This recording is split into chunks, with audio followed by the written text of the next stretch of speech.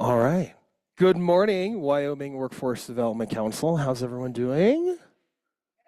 Good. Yeah, had a good day one. Sounds like you did. Yeah, I tried to kind of peek in and watch a little bit that I could. And obviously, a lot of really exciting things happening yesterday. You know, obviously, Tony Cross becoming our new vice chair of the council. So, once again, congratulations, Tony. Super excited to work with you more closely. And then today, I'm really excited about today. We've got some really amazing panelists and some really great conversations that we're going to be having. So, really, just want you to enjoy it, ask questions. Lots of takeaways I think are going to come out through today. We also are going to have one-stop performance report, youth in Wyoming and its labor market. We got some really interesting stuff on the WIOA evaluation ETPL. I'm really excited about that one as well. And then we're going to kind of wrap up today. We got to start talking about my departure and what kind of the VC and the chairman role looks like into 2026 and beyond. So we'll kind of talk about how that nomination process is going to work. And then we'll hear from each of our chairs and our subcommittees to give some updates on their chartering process and all those kind of things. So I'm looking forward to today. So let's kick off day two. Jennifer, would you mind please taking roll call? Governor Mark Gordon or designee. Present. Senator Dockstader. Here. Representative McKay Erickson. Chair Eric Trowbridge. Here. Lauren Schenfeld. Present. Ryan Bledsoe. Tony Cross. Here. Larry Fodor. Here. Bria Hammock. Present. Katie Hogarty. Travis Lawrence. Deborah Zolnowski. Present. Wendy Fiskett-John. Danny Bureau. Present. Tom Van Cleef.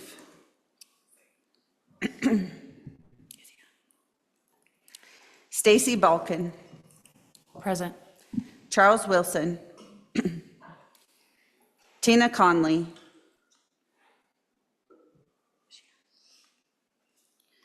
Nathan Williams. Here. Philip Cornella. Present. Brenda Morgan. Present. Dan Meyer. Present. Mayor Shay Lundvall. Present. Commissioner Peter Nicolason. Director Elizabeth Gagan. Here. Dr. Laurel Ballard. Here. Nikki Harperd. Superintendent Degenfelder or designee. Present. Corinne Schmidt or designee. Present.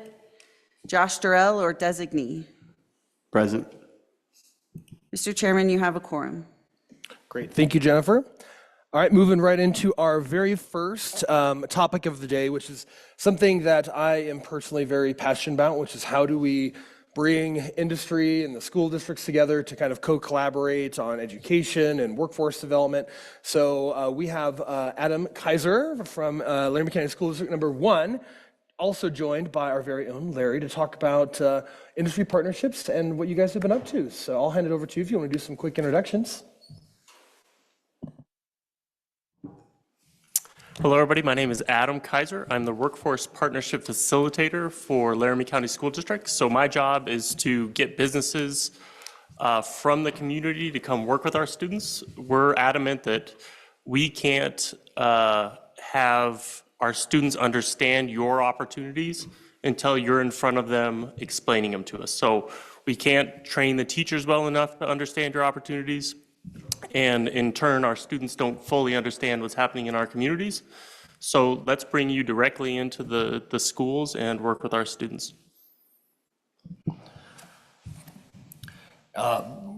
This partnership with the school district has been amazing. It's been a long time coming. I think I was one of the co-founders of the Wyoming Young Contractors Coalition 18, 19 years ago. And one of the goals of the young contractors was to figure out how to partner with the school district, how to build these relationships so that we can work collaboratively to get these younger generations interested in building trades or whatever the case may be, and just offer some alternative options to them from what they have traditionally heard about. So we're really excited about the new program, and I'll let Adam take over with his brainchild here. And we both had to work really quick because neither of us were young anymore. So we couldn't be on the young contractors anymore, so we had to do something different. So what's came out of this partnership, we've been working together for a lot of years, and we finally decided to put it under an umbrella, and we're calling it the Trades Academy. So this is the first year that we've done the Trades Academy. It's piloted. It originally started in South High School, and it quickly went to every other high school. So we have all 4 high schools participating in Cheyenne. If you'd head to the next slide for me. To give you a little bit of background, the reason this came about was directly from industry feedback. So they demanded that that they have great opportunities for our students, and we had a hard time explaining that to our students, right? So we kicked around the idea of do we teach the teachers about it? Do we teach the administration about it? Finally, Larry did a fantastic job of getting my administration on board. I probably wouldn't, well, for a fact, I would not have this job, this position within the school district if it wasn't for Larry and his group coming together and saying, we need someone to manage this, right? Like we need someone who works within the school districts to get them into our classes and in front of our students in order to tell them about these opportunities. So it really did come from an industry-driven place. And the other catalyst for us was that we have a trades boom right now. We have a fantastic opportunity. We've been doing it long enough where for a while, some of our partners would come in and we'd say, you know, if we train them up, if we do this and that, what's going to happen? And one of my mentors, one of my favorite people said, we'll give them a shovel and we'll put them to work, right? And that was probably 10 years ago. But that was the idea at the time. But now I can stand in front of my students and give them a comparison between here's 2 years of college in certain programs, here's 4 years of college in certain programs, and now here's 2 to 4 years in apprenticeship, and here's 2 to 4 years directly going into the industry. And my kids are really brilliant about doing that math right now. They're starting to understand it, and the wages have kept up with that, right? Like there's I think if we were really honest, for the last presidential cycle, both sides of them came hard against higher education. One told you that it was a ripoff and they were teaching you bad things, and one told you that it was too expensive and keeping you poor, right? And I think that's really affected my students. And so they're looking for an alternative. If I'm not going to go into higher education, what am I going to do? And especially within Laramie County, we have some amazing opportunities for students that may not want to go to college.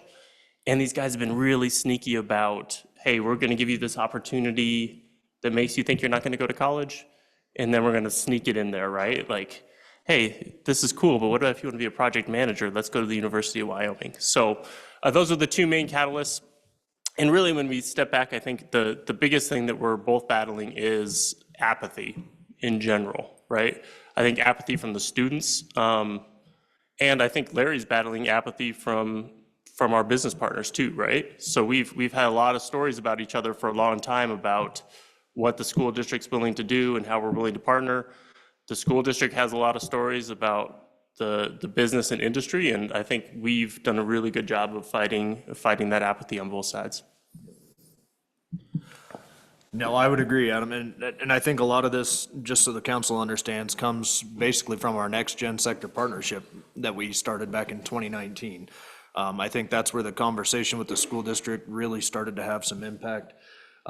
After the first Next Gen meeting we had for the construction sector here in Laramie County with the folks around the perimeter of the room that weren't allowed to speak, several of them were crawling out of their skin by the end of that meeting because they weren't allowed to speak, but there was a lot of discussion about their programs and that type of thing. So the morning after that first Next Gen meeting, the superintendent called and said, you will be in my office this morning at 9 o'clock. I couldn't speak yesterday, but I will speak today, kind of thing. And when we walked in there, his first statement was, I don't like the construction industry for my kids. It's dark, dirty, and dangerous, and I'm not going to support that. So I'll give you the next hour to change my mind. And we did. We talked for an hour, and by the end of that first encounter with the superintendent, he got things off of his chest, but I think he also understood the opportunities that he had not considered for the students. So that's where that bus tour idea originated, was from that meeting that next morning, where we loaded up all the counselors and all the principals and vice principals and took them on a tour to 10 different construction businesses around Cheyenne. And by the end of that tour, I think that was probably the most impactful thing we did initially. The counselors realized that these companies are quality careers, not just jobs. Training, continuing education was primary for every one of those businesses. Benefits packages that they never considered. So changing that image within the construction industry, I think we made great strides that first day. And following that, as Adam mentioned, they created the position that Adam has filled. And without that partnership, I think without Adam's position, we may not have had much progress beyond the initial phase. But Adam keeps fighting the good fight and bringing us into the classroom. And this collaboration has been really good for the kids, for the companies. So we're thankful for that. Go to the next slide if we could. So our goal is to create illuminated pathways straight to the workforce that is just as clear and as effective as the pathway to college.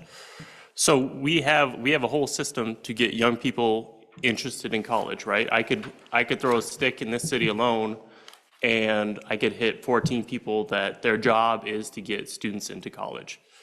We have dual and concurrent classes, which are fantastic. It gets students ready for that. We have college visits. We have events with University of Wyoming and LCCC. So what we decided is what it would look like for us to provide the same amount of services and to the same feeling for students that they're getting into something exciting. So my superintendent calls it the Thanksgiving conversation. And the Thanksgiving conversation is your senior year, you're gonna go to Thanksgiving and your grandma's gonna ask you what you're doing, right? And the really easy thing to say is, I'm going to college, because then grandma leaves you alone. So his task for me is, what would it look like to have that Thanksgiving conversation be, I'm going into the trades and give them something they can be proud about and that they can show grandma. So next slide for me real quick. So our core focus is to educate students and parents about the lucrative employment opportunities of the trades and provide a space for trade partners to teach and mentor Laramie County School District 1 students. So again, we can't, I think one place that we've gone wrong in partnerships for a long time is that we focused on curriculum. I'm sorry, Dr. Aldridge, I didn't know you were going to be here. I feel like she's going to stab me in the throat. Nicely, didn't we? But no, we've constantly tried to figure out how can we get our students most prepared to enter the workforce. I think the focus, while we get to do that in our CTE classes, the focus of the Trades Academy is how do we just get them excited, right? How do we get them excited, and how do we crosswalk what they've learned and what they're proud of in welding, what they're proud of in cabinet making, what they're proud of in culinary. How do we get them excited about that and show them a crosswalk to the job openings that are here in Cheyenne, especially in Laramie County? Next slide for me. So the nice thing, well, I don't know if it's nice or not, but our school district is very, we can do nothing top down. So at any point, any school in the district can be like, that's not for us, which is kind of interesting. It's really hard to do a lot of things. But the nice thing is they also do what's best for their students. So each high school is doing it a little bit differently. So South High has they've identified 40 students that say they want to go directly into the trades after they graduate high school. And they've given them a specific advising time for that. So instead of going to FBLA or instead of going to DECA, they go to the Trades Academy. And that's my opportunity for 45 minutes every week to bring in our business partners to help students understand what's happening in our county especially, and maybe teach them a skill that they may not know about. So next week we're having BWXT come in, modular nuclear, like one of the coolest things. It seems like Star Trek to me. And it's just a lot of things are happening, and this is our opportunity to get the partners into the classroom. Our other schools, if we go to the next slide, please. East is really bought into the idea of co-teaching. So again, how do we keep on the cutting edge when we're also managing classrooms? So Pinnacle Cabinets is coming in, and they're actually coming in twice a week to work with our students. We bought about a lot of really amazing equipment with Perkins, and Pinnacle knows how to use it really well, and they've decided to come in and teach our students. So it's a pilot model for us. It's a little bit scary for both the teacher and the partner, if you can imagine. But in my mind, it's the height of what we can do for our students and for our partners. Let's see, I think, so Central is exciting. We're really big on a second semester for our seniors. So what happens usually is that our seniors need a few classes to graduate. If they've done it really well, maybe like 2 or 3. But in the same time, we have to keep students in the school with credits in order to count them as a full-time student. So what ends up happening sometimes is that students start doing 2 different teacher's aid, right? So you have math, you have English, you have teacher aid, and you have weightlifting. And some of them are just bored out of their minds. So what we've done is we've been able to give them a second semester opportunity where they can actually go out into the job sites and or get additional training, which we'll talk about here in a minute, but get additional training, and it's a large chunk of time. So from like 11 to 3 o'clock, they're gonna be out of school, still earning credit, but getting on the job sites and getting, one of the things that we've heard from some of our partners, especially Ms. Morgan, is that people are coming to these jobs with zero experience whatsoever. So this is our opportunity to, again, keep them excited, but maybe give them a little bit of experience where they could say, I was part of this program. I may not know everything, but I've proven myself in this way. And then lastly, both our Triumph and our junior high has gone on for a lot of our events. So we have the Association of General Contractors Trades Day. We rent out the entirety of Archer Complex. In the past, we've had close to 600 5th and 6th graders from the South Triad show up to that. Imagine everything cool about the trades you can think of. Large machines, welding, pipe fitting, blowing up bags of chips. I don't know why that was cool, but I always like it. It works with the kids. Trust me, if you blow up a bag of chips and you get to eat them and learn about HVAC, it's pretty cool.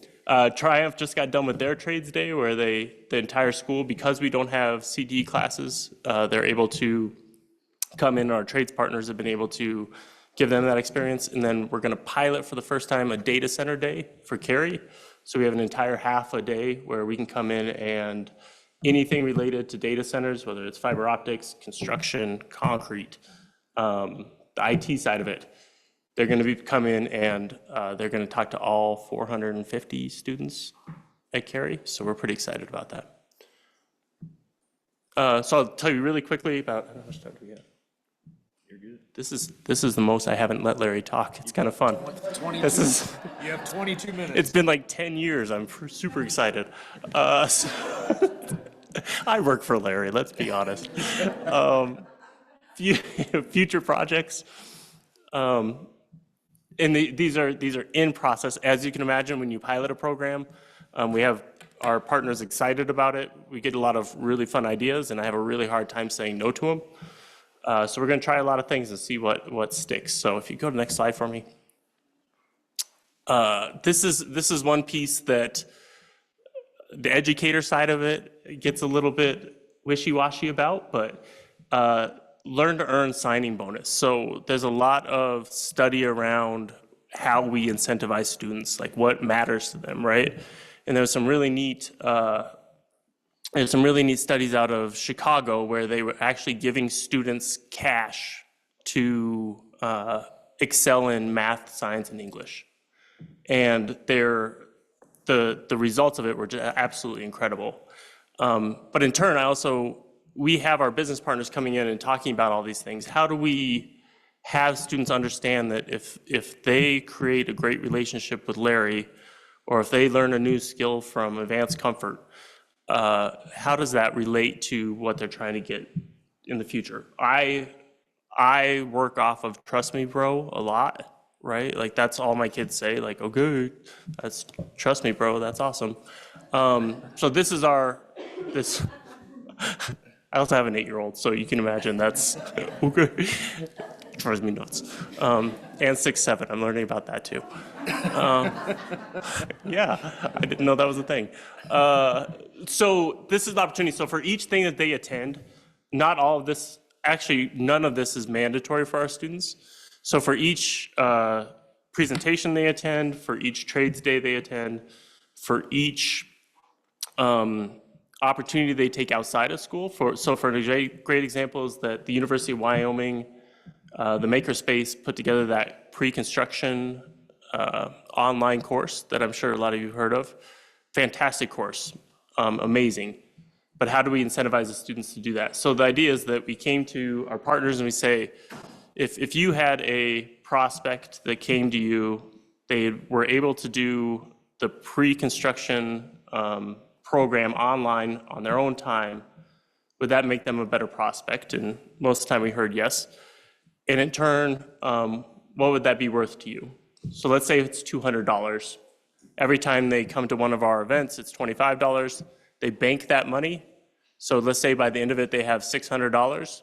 We have a group of partners that will, part of their negotiation, one thing that man, I'm all over the place. I'm loving it. Too much coffee. You're on your own, you're not letting me talk.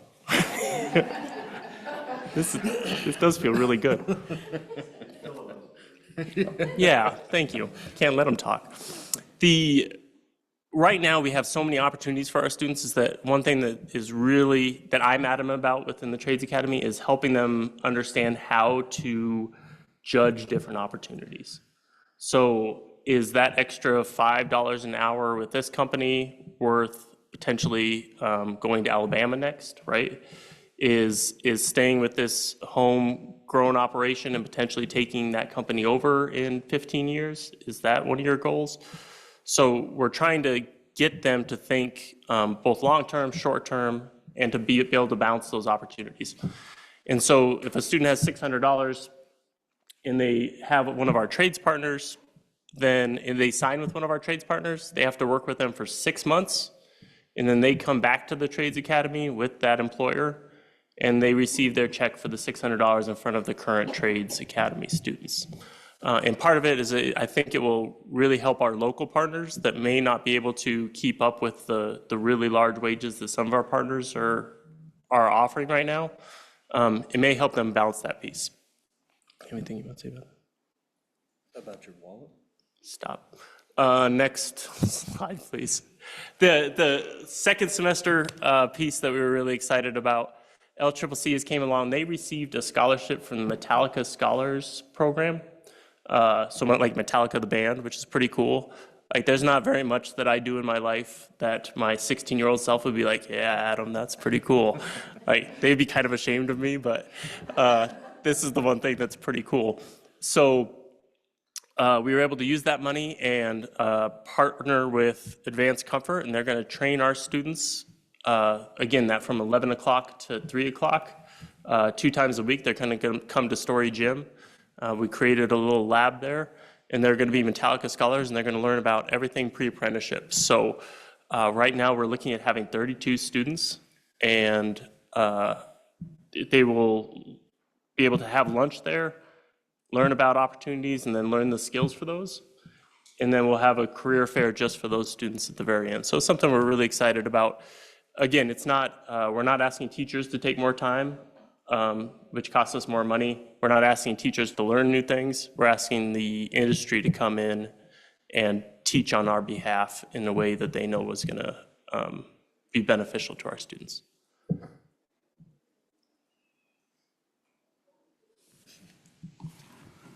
Stealing the mic. Do you have any questions? I think one of the things we like most about this partnership we have is we learned a long time ago in the trades industry that the traditional career fair just doesn't work, where you sit at a booth and you have a bowl of candy and they come by for the good candy and there's no meaningful conversation. So a lot of these approaches that through the Trades Academy are more hands-on. They're more engaging for these students.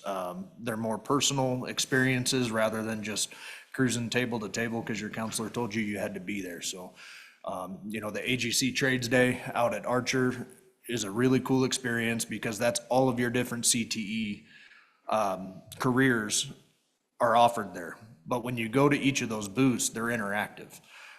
You know, the welding booth has somebody welding and fitting up pipe, and they teach kids how to take measurement and that type of thing. The carpentry booth, they're using tools under strict supervision, of course, but the culinary, they're cooking meals with culinary instructors. So it's, I think that interactive piece of most of the things Adam's come up with, that's where we're really starting to get the attention of the kids. And with what's happening at South, this is the first time that industry has had a 45-minute period every week where we can go in, talk to these kids, actually talk to these kids, and we can show them, you know, maybe one week we'll have a measurement class where we teach them the different ways of measurement, how to read a tape measure, some basic things. But with us being able to schedule and predict that period every week through the school year, we can help schedule different trades so we can expose them to all different things. And really figure out what is their interest. So a lot of this innovation is Adam's brainchild, and it's amazing the difference it's making, the impact it's having, and the excitement that's growing in our schools because of it. East High School with the co-teaching, Pinnacle Cabinets is coming into the wood shop. The welding class, we'll have some structural welders stop by, and we'll have some pipe welders stop by and teach these kids some practical applications for what they're learning in the classrooms.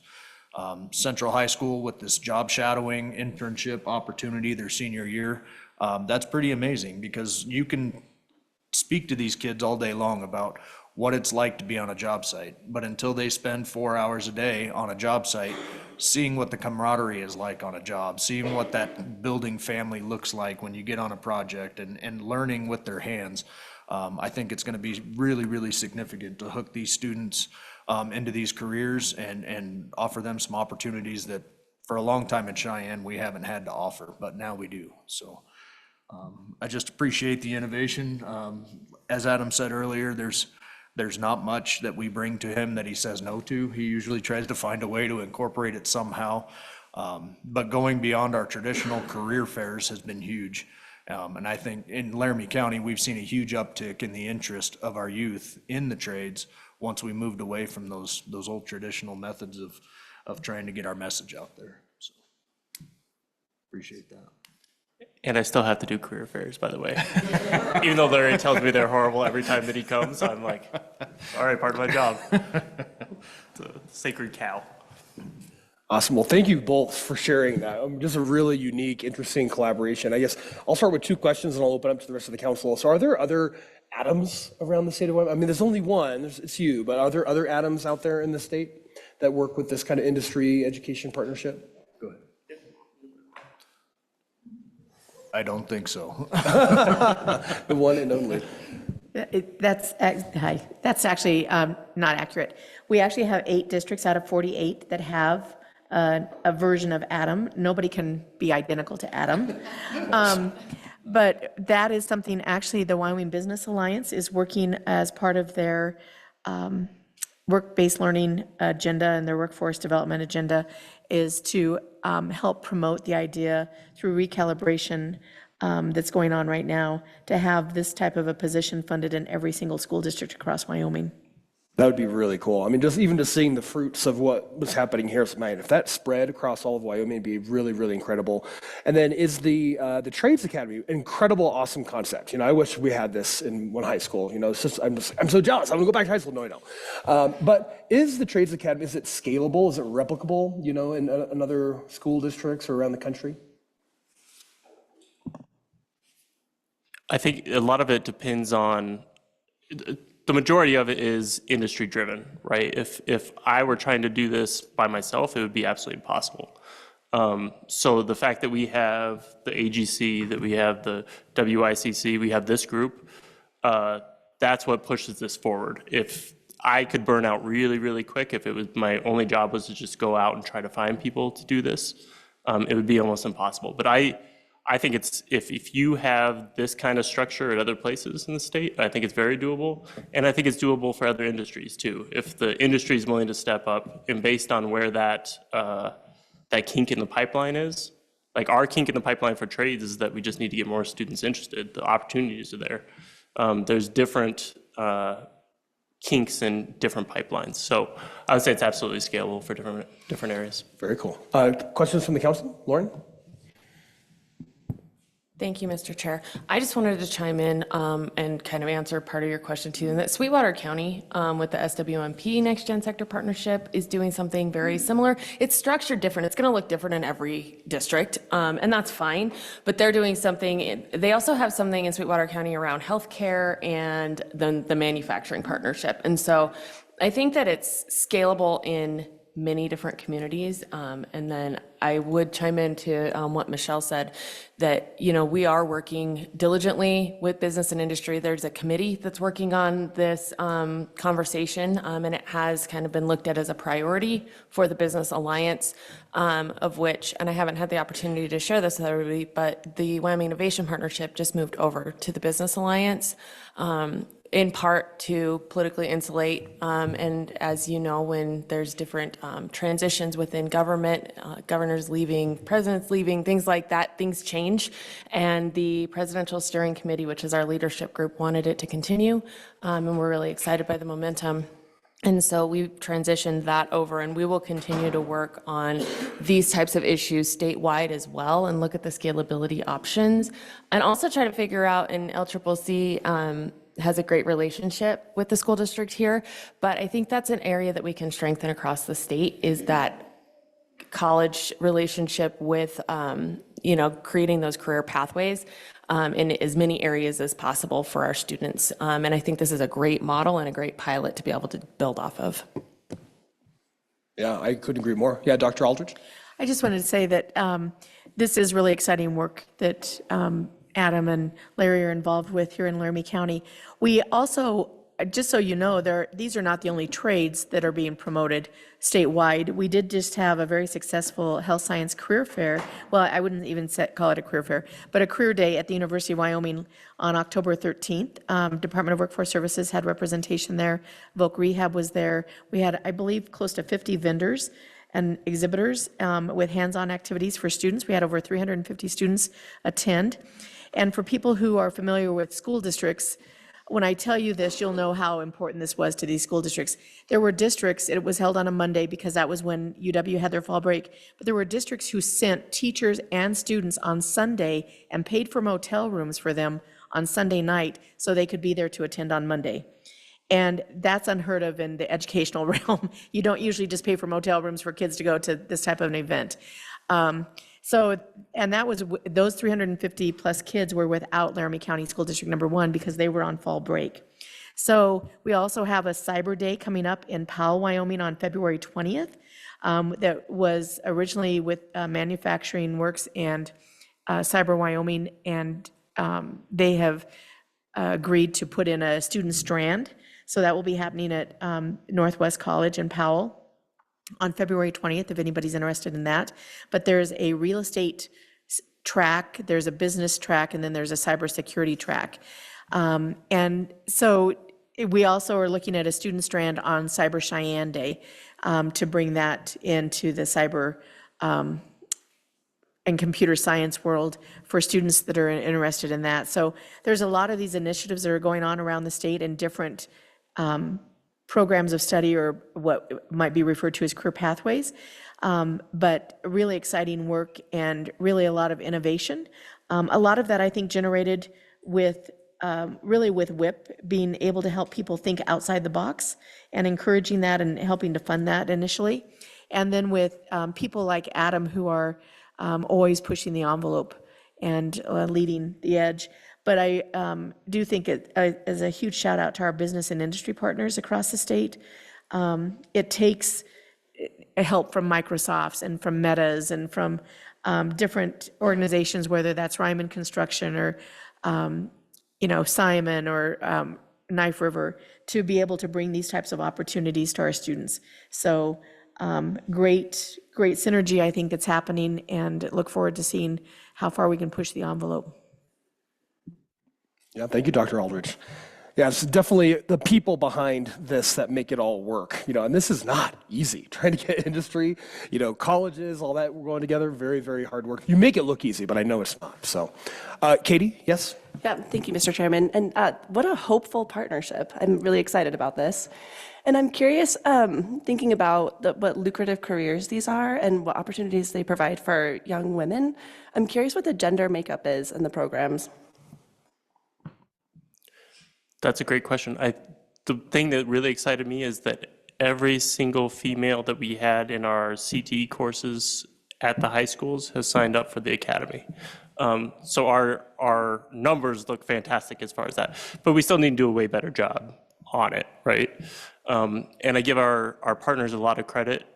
When you have like a Lauren Ryman come in, Benford, sorry, Dan, gotcha. When you have a Lauren come in and talk about what it's like to be a female within the industry, it's really, really powerful for both sides. So it's something that we're really focusing on. Last semester we did a Empower Her program with Microsoft, Ryman, Simon, and NCAR, and that we were able to separate the boys from the girls at elementary and do a program just for the girls, and that was. So it's something we're really passionate about. I wouldn't say that we've cracked the code on it yet, though. Yeah, great question. And Dr. Ballard? So this is amazing. Michelle and I, when I was at Department of Ed, were working on trying to create opportunities that would create this, exactly. So I'm super excited to see some things like that coming to life.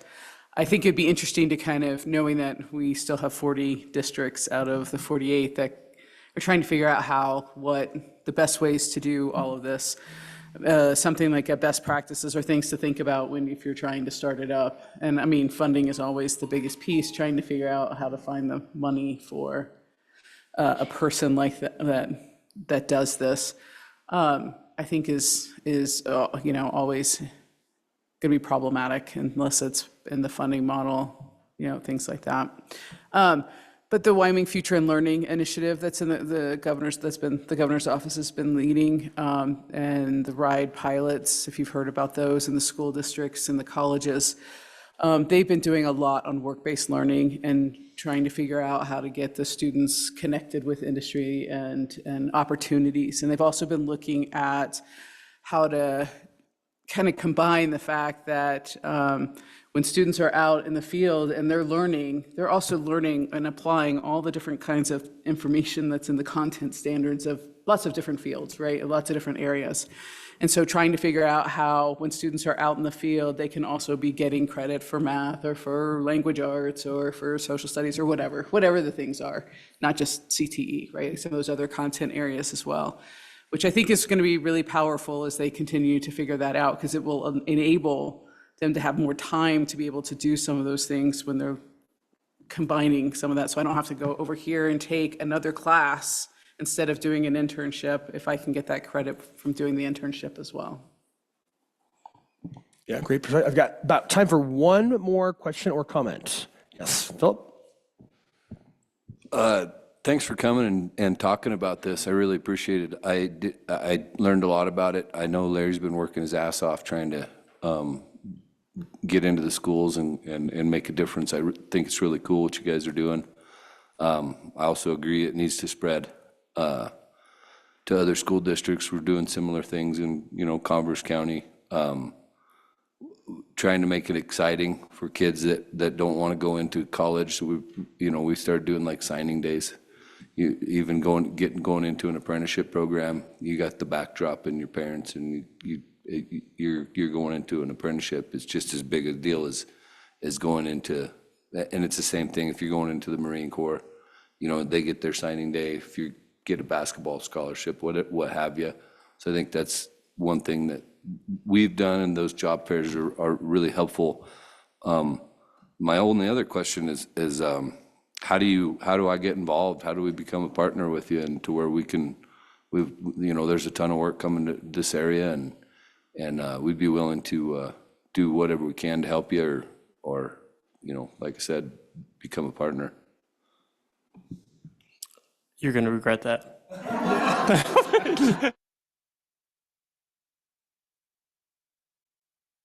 No, well, we'd absolutely love it. Yeah, that's what we're attempting to do is to show you the value in it and then bring on new partners. So there's not a lack of opportunities to get in front of students. One, we've got, the building trades we can get involved with, there's a lot of different people that plumbers, pipe fitters, laborers, operators, everybody's wanting to do this right now. So I think it's really good what you're doing. And if you need any help getting it to grow, just let me know. I'd like to get involved. Thank you. Awesome. Thank you, Phil. Yes, and it's also just, you kind of sparked something, Phil, that you mentioned, which is, I remember the first time that I met you, Larry, you're so passionate about doing something. So it's so cool to see from when I first met you to what you're doing now. It's really incredible. And you can all see, it's all about the people, the passion. This is passion in physical form, to go and do this. So just congratulations, great job. Yeah, let any of us know how we can help or support. If you want to be a part of the Trades Academy and work with Adam and Larry, of course, you have them here. So grab them and chat with them. And let's just keep doing this and let's spread the word for sure. So thank you both very much for your time today.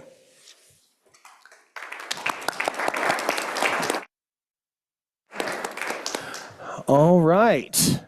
Ooh, we are almost perfectly on time. That's great. So our next section is another exciting portion of our agenda. It kind of came up in multiple council meetings throughout this year about construction, large projects, and Cheyenne and Laramie County recently have gotten quite a few of them, and there's been a lot of conversation and talk, and how do these large scale construction projects, how do they actually truly affect the community? So we wanted to bring in some really talented and really wise folks around this to kind of share wisdom around this, and so we are very lucky and honored to have. We've got Betsy Hale, correct? Yeah. All right, we got Betsy Hale. We got Mayor Patrick Collins from Cheyenne. Good to see you again, Mr. Mayor. And moderating today, and then your name, sir? Dan Ryman. Dan, nice, yes. Just kidding, I'm Dan Benford. And then we also have Larry joining the panel as well. And today's moderator is going to be our very own Director Gagan. So I will hand it over to Director Gagan and take over the panel. Thank you, Chairman Trowbridge. And thank you all four of you for being here today. And this panel aims to explore the multifaceted impacts of large-scale construction projects on local communities. Discussion will focus specifically on how these projects affect the workforce, from temporary employment to long-term economic shifts. And so I have an opening question that we would like each of you to answer. And the first one is, in your respective roles, how do you initially assess the potential workforce impacts, both positive and negative, of a proposed large-scale construction project? If we could start with Mayor Collins. Figures I'd have to be the first one out of the box, but I appreciate the opportunity to be here today. I almost said no to coming because I wasn't quite sure if I am the right person to maybe answer some of these questions, because in a lot of the things that happen with workforce and economic development, we have a contract with the lady sitting next to me, and they are an amazing group from Cheyenne Leads that does such a good job for us in helping our existing businesses find ways to expand, to trying to make Cheyenne look good for those businesses that want to come and choose to make their home in Cheyenne and Laramie County. So really, from my perspective, what I've tried to focus on, and I think what the city's tried to focus on, is what can we do to remove some of the barriers that are maybe making the problem more challenging. And so we've spent a lot of time working on trying to remove barriers to the number of houses we have and the different types of housing that we have in Cheyenne. Currently, we have, I think, I looked, it was 1,100 building permits issued this year, which is close to a record for Cheyenne in a year. And I think a lot of that's because our city council and our planning department saw the need, and we got rid of like minimum lot sizes. So we don't have a minimum lot size for a house anymore. You can have a 900 square foot house on a 2,700 square foot lot, which is maybe half to third of what used to be the size of a lot. We got rid of a lot of our regulations on apartments. We used to have a minimum size, and we don't have that anymore. We weren't getting one bedroom and efficiency apartments, which I think a lot of times we need for workforce. We removed some of the barriers in parking, and now we're seeing more of those types of things getting built. And so, I think we've taken a different focus on it. Growth is going to happen. I don't know that we have a lot of say in what's happening, especially in Cheyenne right now. There's so much positive things going on. So what we've tried to do is look at what can we do to be a partner in that, to try to make sure that there's more places for people to live, like recruiting hotels. Dang, they're hard to get and they're expensive, but what can we do along those lines? And so, I think that's maybe the focus we've taken on this issue. And again, we have such a great partner in Cheyenne Leads that understands workforce, understands these issues, and we spend a little bit more time on our side looking at things we can do to make our community better. Hope that answers your question. Thank you. So Betsy? How much time does everybody have? I could teach this all day long. So first of all, it's one of those roles at Cheyenne Leads, and we are the 40-year-old economic development nonprofit for Cheyenne and Laramie County, and our funding predominantly comes from the private sector with some contracts that we have with the city and the county. So I'm in that position of, if there's high unemployment and not enough jobs, what are we doing wrong? And then if there's low unemployment and too many jobs, why are you doing that, right? So it's one of those things that's about balance. So when we receive an inquiry from a company, and this is going to be really technical, we actually have a Excel-based spreadsheet. It's called Site Stats, and we'll enter actually the capital investment that the company's going to be making, the number of employees that they'll be making, and the reason for that, as well as the wages and lots of other technical things. But the reason for that is one of the things that we recognize as economic developers is that there is a cost, right? It's not all about an upside. And so we're very careful to measure the cost of service delivery for the city, the county, the state, the school district, and other special districts where these businesses might locate. And so the first thing we do is, we bring the company in, or we talk to them on the phone, we gather the data that we need to run that formula.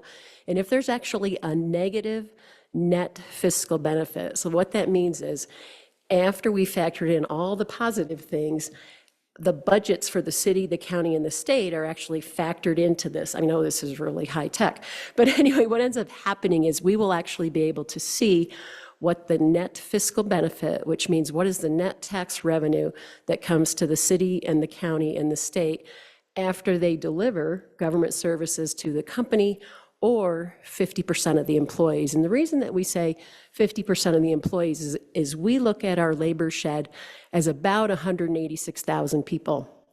And we recognize that every day people are coming in from Larimer County, Colorado, and Weld County, Colorado, and actually parts of Nebraska. So we want to understand, is there a real net benefit to bringing a company here? And there's a lot of reasons why there are positives and negatives. And then the other thing that we do is we very purposefully work with the city, and the mayor and I have done this many times before. If we see that a company is bringing too many jobs, for example, we had a company that had to have a 2,000-person workforce, or they were going to put too much strain on our Board of Public Utilities with sewer and water demands. We reach out to Black Hills Energy. We'll actually tell them no, right up front. You don't want to come to Cheyenne and Laramie County, Wyoming. And that's because we don't want to burp the system. We don't want to not have enough housing. We don't want to have enough, we want to be sure we have enough schools, we have enough police response, all of those things. And so there is an actual process. It's not just a hunch, or anything like that. So we do look at that and take that into consideration. Thank you. Larry? I think we've got a little different perspective from workforce side of things, just speaking in regard to the construction sector. With all of these, it's not just when a large-scale construction project comes to our community. We're seeing several at the same time, and the strain that that's putting on local workforce. And when I say local workforce, local companies. Many of the local contractors are losing employees rapidly to this data center construction. And we're just trying to figure out how we formulate the best plan early on so that we can coexist, right? These data centers are coming. We're not going to stop them. We know that. But at the same time, we have to be able to maintain local businesses as well. So once this data center boom in 8 to 10 years is complete, these workers have a place to return to. If the local businesses are suffering during the construction of large projects at the same time. We currently have 3 data centers under construction. The last number I heard was 10 are in the permitting phase right now. If we have 13 data centers under construction at the same time, we do not have the local workforce to provide for that construction. So that's some of what we're seeing on the workforce side. I think we just got to have a mindful plan put together with all parties at the table to figure out how do we sustain local business while still getting these large-scale projects complete? And one of the most common questions is, well, why don't you local companies just bid these projects and do the work? These are of a scale that not many Wyoming companies can tackle that scope of work. In addition to that, some of the schedule demands on these large-scale projects are such that many of our employees would not be willing to put in the 65, 70 hours a week that would be required to meet these project schedules. So as far as some of the potential positive impacts, honestly, throughout this last year, I think we've developed great communication with Dan, with Local 192, with Brenda with the electricians, with Philip with the operators, and those were maybe relationships or communication that we didn't have previously. But we all have to work together to try to come up with a solution. Another potential positive impact for the companies that do survive this big draw right now. A lot of these workers will fall in love with Wyoming if they're not from here originally. So we need to develop a plan so we can capitalize on retaining those additional workers in the workforce, so that in 8 to 10 years, we potentially have some tradesmen that we didn't have prior to these projects. And Dan? I guess I didn't properly introduce myself. I'm Dan Benford. I am the Executive Director of Associated General Contractors of Wyoming, so the contractor association in the state. For the contractors, we don't often get involved when it comes to bringing the projects to the local communities. We're just the ones responsible for building it. And so if I'm going to look at this optimistically, every time we announce one of these projects, whether it's the Natrium plant or the data centers here, we get a lot of fanfare for the construction industry because it's exciting. A data center is essentially a gigantic pole barn. It's not the sexiest building in the world. But for whatever reason, we still get a lot of excitement about that. And so the construction industry is going to take their time in the sun there, which I think is a benefit. Right? It gets us talking to Adam over at LCSD1, all the different school districts. We were in Campbell County for the BWXT fuel project that they're looking to bring into Gillette. It helps us, like Larry said, have that communication with the people that we don't always talk to. So I think that's very helpful. I think it does bring attention to the construction industry in a way that we don't always get. We have a veterans home that desperately needs its remodel done, and nobody's doing ribbon cuttings up there, but we'll do them down here for a data center, and so maybe some of that will rub off. We've got bridges all over the state that need to get redone.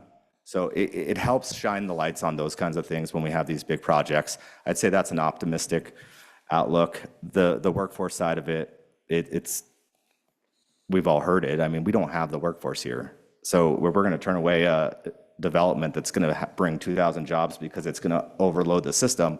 We probably need to think about that when it comes to what does the construction do to the system, right? Like, yeah, the data centers aren't going to employ a ton of people. It probably fits our system, but the construction of them are really overloading our system right now. And with multiple projects coming in, not just data centers, I mean, we're really fighting that battle. But again, optimistically, gives us a chance to solve that problem. So if we're going to look at it, we'll have to figure out how to adapt and change. 30 years ago, we had lines signed up for construction jobs. We don't have that anymore. So we're going to have to pivot somehow.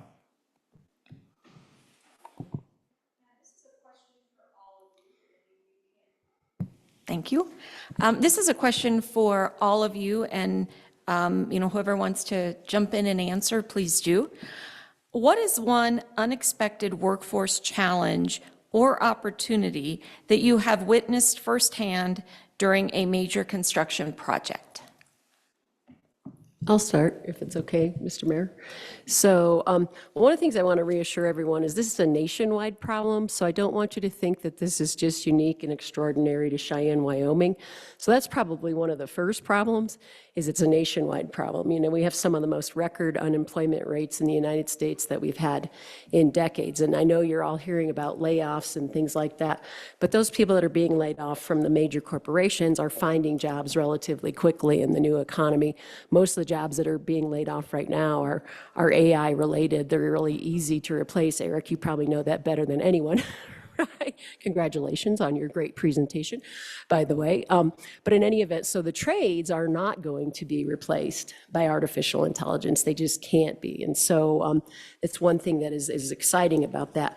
So one of the things that we've been surprised by, in addition to the fact that it's a nationwide issue, is that, normally you'll hear conversations about how we're losing workers from our local employers that are doing jobs maybe outside of the data center world. And by the way, we have a $100 billion manufacturing expansion about to happen too. So there's going to be, it's not just the data centers. So, let's not just go after them. But in any event, what we're seeing is organizations from other states coming in to recruit our employees to go to their projects. And so that's really tough. So it's one thing if within your community you have companies coming in and trying to reload or have people change jobs within the community. Now we're seeing folks being recruited from other states to go to work on projects in other states. So that's become a little bit of a challenge. And frankly, even the data centers are faced with that. In 6 years, I've had one project management team on a data center project move from Microsoft to Meta and now to Google. Same people. And they've just literally picked up the team, moved it to the next one, moved it to the next one. So even those organizations are having labor shortages when it comes to their side of this construction trade. I'll share a happy story with you a little bit. Maybe I'll start off with the sad part of the story. Wyoming, we don't do a very good job of keeping our kids. That's a well-known story, right? I read a report from the Wyoming Business Council that 67% of our kids leave by the time they're 30 and don't come back. And 70% of our UW graduates. So that's, I believe that's the facts. And they leave because they're looking for more of an urban lifestyle and for amenities. And we don't have very many urban places in Wyoming, right? Cheyenne's the largest city, and I wouldn't consider us being very urban. But 2 weeks ago, I was touring the Meta data center. They have two 350,000 square foot buildings. The buildings are pretty much completed. They're starting to put switching gear into those, and they're moving forward. And while I was walking through and doing that, I met 5 kids that were born in Cheyenne. They had left after graduating from high school, and they were living in Bend, Oregon, and different places because we didn't have the kinds of jobs and the pay scales that they wanted to have. They graduated from Fairview Elementary School in Cheyenne. They went to Cary Junior High School, East High School. They were Cheyenne kids. Their parents still live here, and they had to leave because of just looking for the kinds of jobs they were looking for. But when the Meta construction project came up, they were able to move with Meta here. They moved their families here, and they're going to be part of the permanent workforce on that Meta data center. So, for me, it was the story about we don't have the quality enough jobs in Cheyenne, the highest paying jobs, especially if you want to work in the trades. But because of Meta, at least 5, and I'm sure there were more, but I met 5 of them. I know their moms and dads. It was awesome to see those kids choose to come. Their kids are now back in Wyoming. Their wives that they met in other places are now Wyoming residents, and I thought that was something we should celebrate.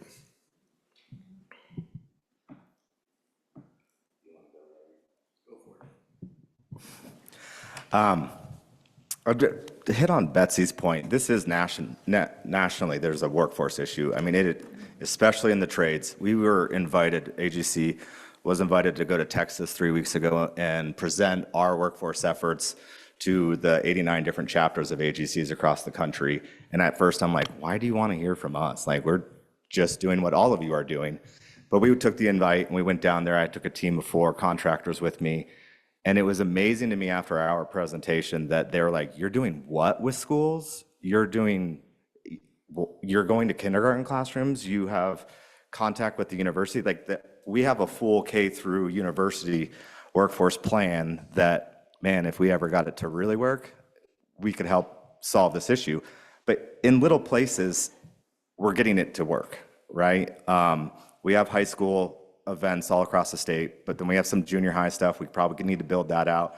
We had a great 2nd, 3rd grade build where we had toolboxes, kits made by the high school classroom in Guernsey, and we built those together, gave the kids hammers. I mean, all the other kids in the school were like, what is going on in the cafeteria? As we're pounding, like 2nd graders are pounding nails, and I'm holding them, so that was fun. But it is nationwide, and I'm not dumping on data centers. I mean, new construction is great for all of us. We just have problems that we have to fix when we do this. And I was really, like I said, I was really surprised that what we're doing in the environment we're in Wyoming, the partnerships that have been created, it's not something that I'm seeing around the nation. We do have something special going. We can continue to build it out, but there are positives there. So it was good to go down there and see that, because otherwise I was like, this seems weird. I'm just going to talk to a group of people that are already doing the same thing. That wasn't the case. And then when we talk about kids leaving, recently, actually, our AGC parent, the National AGC, they gave out the first ever prize. It's called the Bowen Prize, to an outstanding project in the nation. And it went to a Tennessee Bridge project. But the project manager on that is a Natrona County graduate, Michael Svoboda, and he won $50,000 to give to an education institution of his choice, and he gave it to UW's construction management program, and it's going to fund mentorship programs and internships. But he came back to give that check, and I thought about this in the context of Josh Allen coming back for his Jersey retirement. There was no fanfare for Michael when he came back beyond the CM program. I mean, I went to lunch with him, and I should tell you he works for a very, very large contractor, Hewitt, and he's only 33 years old, and he's already a rock star there. That doesn't happen in this company. Like, you have to be some kind of special. And so when I first met him in Ohio, I was like, I'm not going to like you. I'm just not going to. And God, he's the nicest kid ever. And I say kid now because I'm getting old. But he came back to UW, and I was just thinking to myself, this is what we celebrate. Yes, he left Wyoming, but is anyone going to hold it against him? He's a hotshot project manager at Hewitt, and like, he still remembers his roots. He came back, he donated back to UW, but his job took him to Tennessee, and that's where he's raising his family, and that's where he's making the money. Like, I think we have to celebrate the kids that leave while still trying to recruit other kids. It occurs to me that Western Kansas, Western Nebraska, and Western North Texas all have very similar climates to what we have. They have the wind, so that's not going to scare anyone away. But we have mountains. Like, why aren't we going there and finding kids? Like, you're not going to get them from LA. That's the urban lifestyle, right? Let's go find the rural kids that like our rural lifestyle. So I think there's opportunity.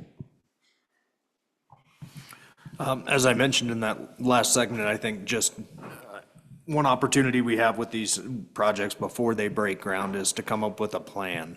of some sort of how we're going to staff these projects, whether it's with outside the state resources, local workforce. What is the plan to get these projects built? I had the opportunity to sit with Caruso about a month ago and just talk to them about their project that hasn't broken ground yet, but will be one of the largest, if not the largest data center in North America, that's coming to Cheyenne. And they need in the neighborhood of 6,500 employees per day to get that project built. That's a huge number. But one opportunity that came from that conversation, they're just finishing up a project, a data center down in Abilene, Texas. It's about 75% of the size of what they're planning to build here.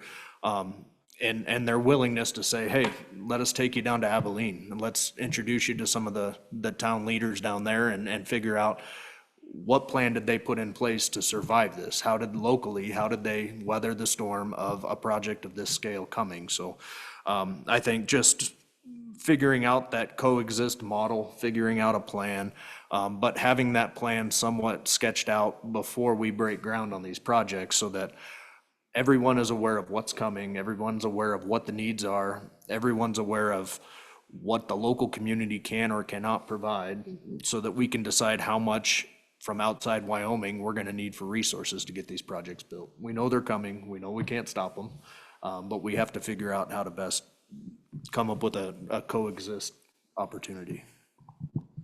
You know, I just wanted to say, I was listening to your last conversation as I came in the room, and we're talking about getting high school kids, you know, involved in trades, and I think that's a wonderful effort. It seems to me almost it's too late. By the time you're in high school, you've almost decided who you're going to be when you grow up. A friend of mine's a 2-star general in the Army, and he said when he was 5 or 6 years old, he saw people rappelling out of a helicopter, and he goes, I want to be one of those one day.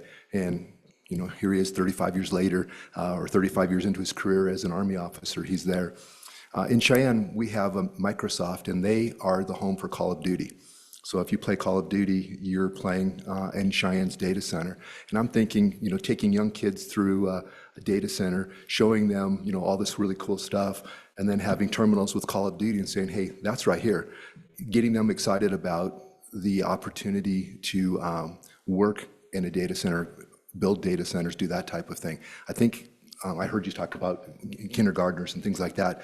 I think the earlier we get kids excited about their career path, the more successful we'll be. I think if we wait till they're seniors in high school or juniors in high school, they've already made that decision. So I think we have some really cool, some stories that we might be able to leverage to be able to do that. And Call of Duty happens to be one, at least if you're a male student, you probably have played that. I've never played it, but I hear it's really fun. I would just add, I'm a recovering educator.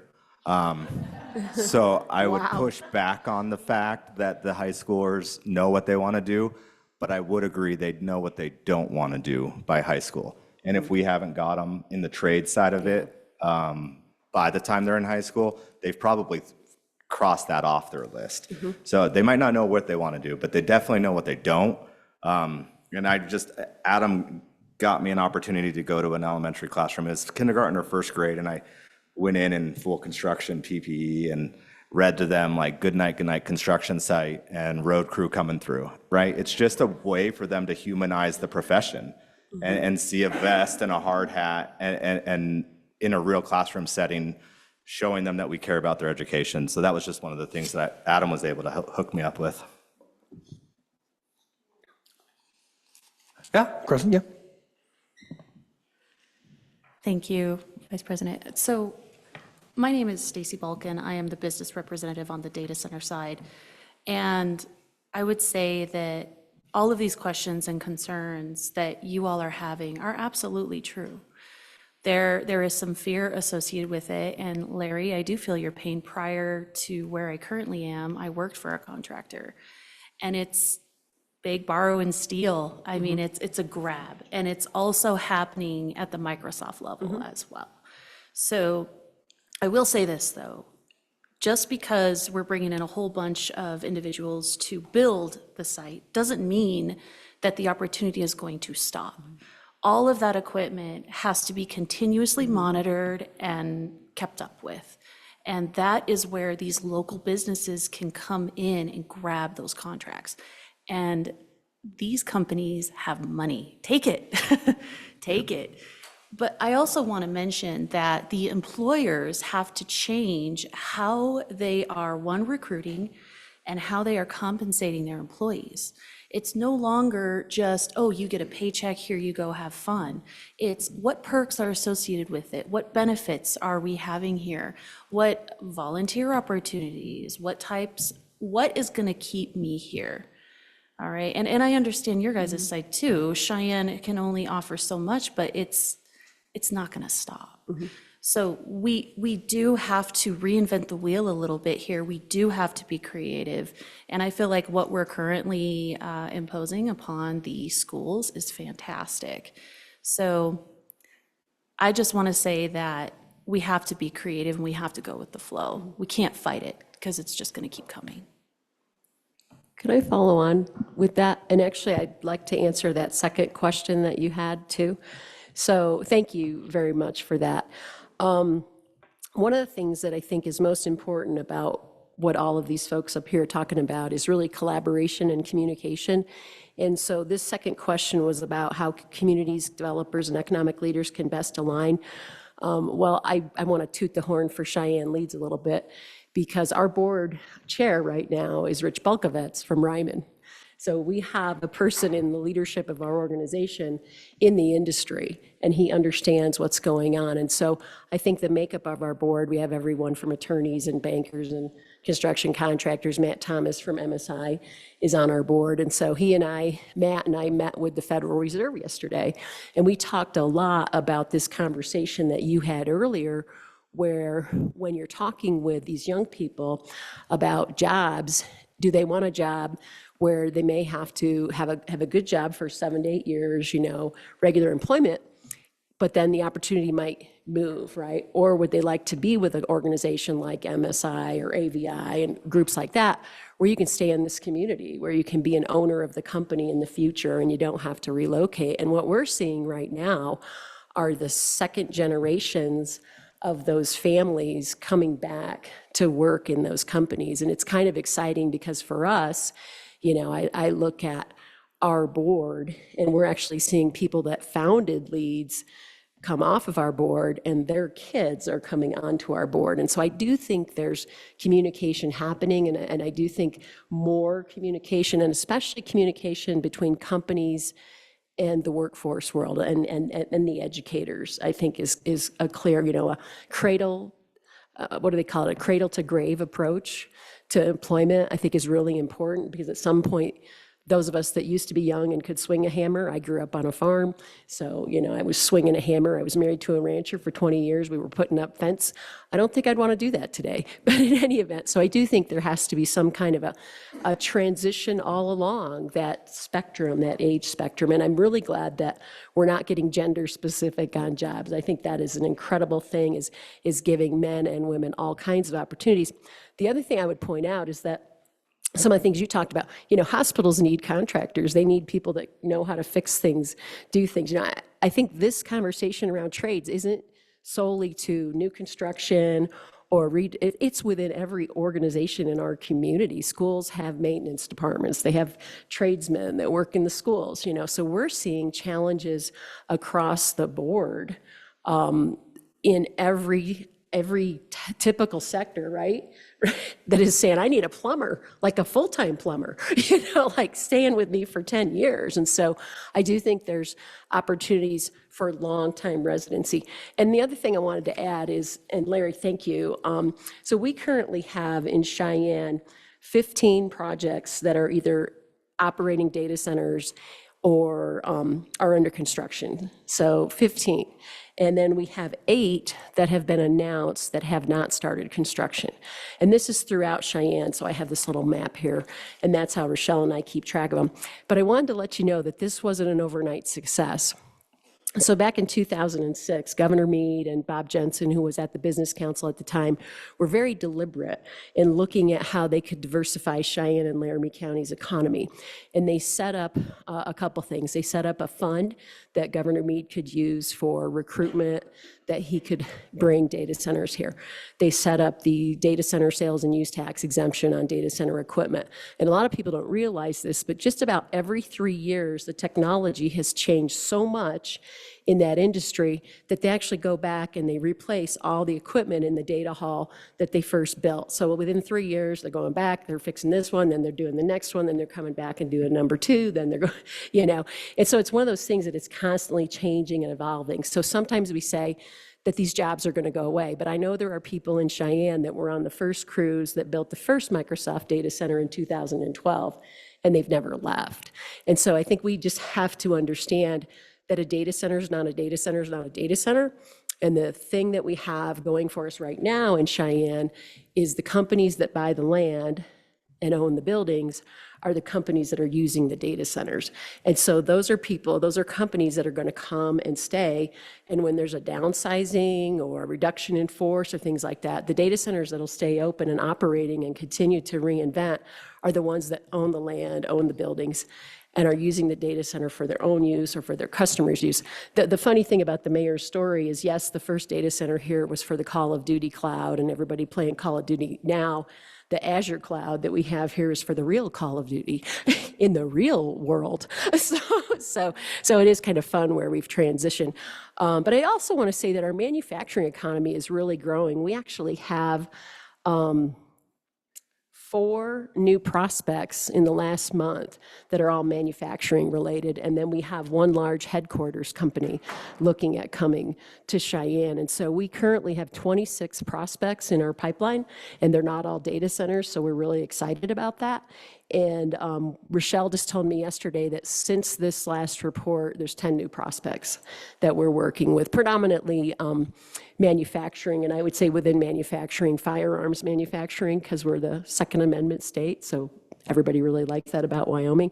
So I do think there's this relationship that we can build between organizations like LEADS, this group, WBA, that's the one thing I wanted to mention too. So one of the things that LEADS does is we help sponsor things like the Wyoming Business Alliance, Workforce Roundtable, is that what you called it, your roadshow, Lauren, that you went on? And then we also help sponsor the Wyoming Chambers tour with Superintendent Degenfeld. So, you know, we're a small shop. We don't have a lot of time to go out, but we can certainly support the efforts of other organizations that can go out and gather the conversations that you're having and then participate in things like this. So I do think that communication, collaboration, you know, looking for shared solutions, I know Dr. Aldrich, you've been front and center on this, is going to be really critical moving forward. Can I share one really quick story? Related Digital just broke ground on a data center here in Cheyenne. I had dinner with the CEO of the company the night before, and he was asking about our goals. And I shared with him how housing is one of our goals and trying to fix the amenity challenge that we face. And they're the largest owner of housing in America. Owner of the company owns the Miami Dolphins. They're really in this business, so they were very empathetic with it.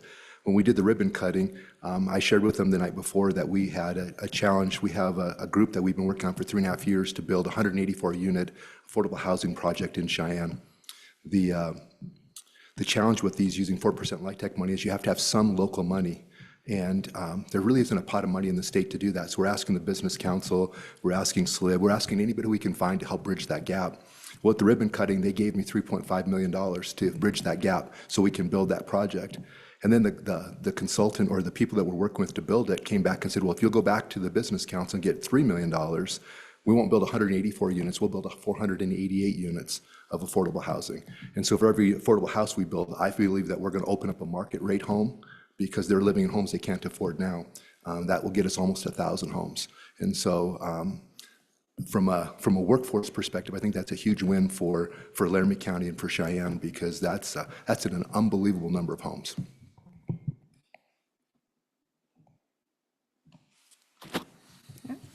Thank you. And this question is specific to Mayor Collins. How does your office balance the need for new development with the potential disruption to the local workforce and existing small businesses? All right, I'm going to first start off by saying that I was elected mayor. I love my job, but I was not elected king. And so I can't stop growth from coming. I can't tell growth where to go. I'm just not that powerful. Some days I wish I was, but I'm not that powerful. So I think what we're looking for is how can we help more on a regulatory perspective? And so just in the last year, there's a couple things that we've done that I think might be helpful. And one of the first ones was I asked our contractor licensing board, how did we determine that a journeyman plumber, electrician, or an HVAC person can supervise 2 apprentices? How did that number come up? And no one can tell me. Well, my grandfather, when he was doing this, it was 2, and my dad, it was 2, and it's still 2. But why couldn't it be 3? That would add 50% more people going into the trade and getting that stuff. So our contractor licensing board is actually working on that right now, changing that number so that we might be able to have more people in the trades. Now, the state of Wyoming regulates electricians, and so I think it's this next week we're going to start working with the state on that same conversation and then ask them how did that number come up for the state, because theirs is also 2. And the other thing that we started talking about is my goal of building more attainable housing in Cheyenne. These large-scale projects have hurt the contractors that do that in being able to get licensed folks to build homes. And the normal apprenticeship is 4 years, but what I'm learning is that to build a house, you probably don't need a 4-year apprenticeship. You might be able to do that in less. And so what we're looking at with the contractor licensing board now is creating a new journeyman license that might only take 2 years of apprenticeship, but would limit you only to be able to work on a residential, like 1 to 3 houses. So like a house, a duplex, something like that. You'd still have to have a test, and then you would be able to have 1 apprentice at that level. And so I think those are some things we can do from a regulatory point of view to try to get more people in the trades by adding more people the ability to be an apprentice, by changing the rules so that maybe somebody that doesn't want to do 4 years might be able to just, and wants to work in 1 to 4 housing or 1 to 3 housing, might be actually be able to turn out as a journeyman and make a higher wage and not have to do those last 2 years, be able to find a job locally. The other thing that we did in the last legislative session was we helped support reciprocity law, so that if you're a licensed contractor in Casper and you could come to Cheyenne and show that you have that Casper has the same requirements as we do, that we'd automatically give them a license. So that it would help speed up the time in order to be able to get licensed and speed up that ability for Wyoming people to work in Wyoming. And then the other thing that we're looking at is I met with a group of pipe fitters, a company. They were telling me they needed to bring 900 pipe fitters to Cheyenne to work on data centers. But we require pipe fitters in Cheyenne to have a plumbing license. And what I learned is plumbers are pipe fitters, but pipe fitters aren't plumbers. And so I didn't realize that. And so I think the next phase for us is going to be to try to look at those other trades, and maybe we need to have a separate license for pipe fitters, and maybe there's other trades we need to look at doing the same thing. At data centers, we have closed loop systems, we have backup generation. They require a lot of pipe fitters to be able to put all of that very complicated systems together. But requiring them to have a plumbing license doesn't make a lot of sense, and that might be a barrier to entry for folks who are coming into our community to do that work. So those are some of the things that came to my mind as we talked about what can we do. And again, if you want to elect me king, I'll be benevolent, I promise. But short of that, I think we just have to do the best we can from a regulatory point of view to try to make what you guys all do for a living maybe work a little easier. Thank you. And this question is for Betsy. How do you work with educational institutions and workforce development programs to build a pipeline of skilled labor for these projects? So one of the things that we do once we've identified, there's a whole process in site selection and a company making a decision to come here. But some of the first connections we make are with the community college, with LCCC, and then some of the trade schools, just because especially welding and things like that, we want to make sure that they know who to go to. And so those things have been worked on with Meta and Microsoft and some of the other companies that are coming in here, some of the larger construction companies that are coming into town. So I do think there's a role for leads. One of the things that we try not to do is duplicate, and because WBA and the Wyoming Chamber of Commerce are buried in this whole conversation of workforce development, and with Lauren going from WIP at the governor's office over to WBA, we try to continue to support that. And if you don't know how the WIP worked, it was the community colleges and UW working closely with the business community to make sure linemen, for example, out in Western Wyoming, were coming out of the Western Wyoming Community College. And so I think, to your point, it's small successes, but really in the grand scheme of thing in the United States, what we're doing in Wyoming, working together and having tough conversations like this with everybody at the table, is light years ahead of what's happening back on the East Coast, down in the South, out on the West Coast. We just, because of our very size, have an ability to get in a room and have honest conversations. And so I think having those kind of conversations, continuing to have those, is going to be critical moving forward. But that's how we kind of work with the connection between the employer and the pipeline. And then, can you share an example of a project that effectively incorporated the local workforce using innovative approaches? Yeah, so this is an interesting story, and I think it's one of the reasons that we see a bump in the data center economy. So as I mentioned earlier, we really started the data center conversation in 2006. So that's 20 years ago, and the first data center wasn't even announced until 2012. So it took Business Council and the governor's office and Cheyenne Leads about 6 years to really put the ecosystem, we'll call it, in place for Microsoft to make the decision to put that first data center in. Now understand, Lunavi was already here. That was Greenhouse Data. AMB Bank already had a data center. EchoStar Dish already had a data center. So it wasn't that we didn't have data centers here. They just didn't have the hoopla, right, that you talk about when you've got one of the Magnificent Seven coming to town. And so in 2020, during COVID made us all better, I think, or a little more productive. In 2020, when COVID was happening, we were actually working with Microsoft on the second campus over in Cheyenne Business Parkway. We called it Project Evergreen. And probably it was July of 2020 when we had that land transaction and they made the decision to build those 2 units there, those 2 halls there. They right away reached out to us, and because of COVID, they had to cancel all of their travel. So no real estate people for Microsoft could come to town, no project managers could come to town.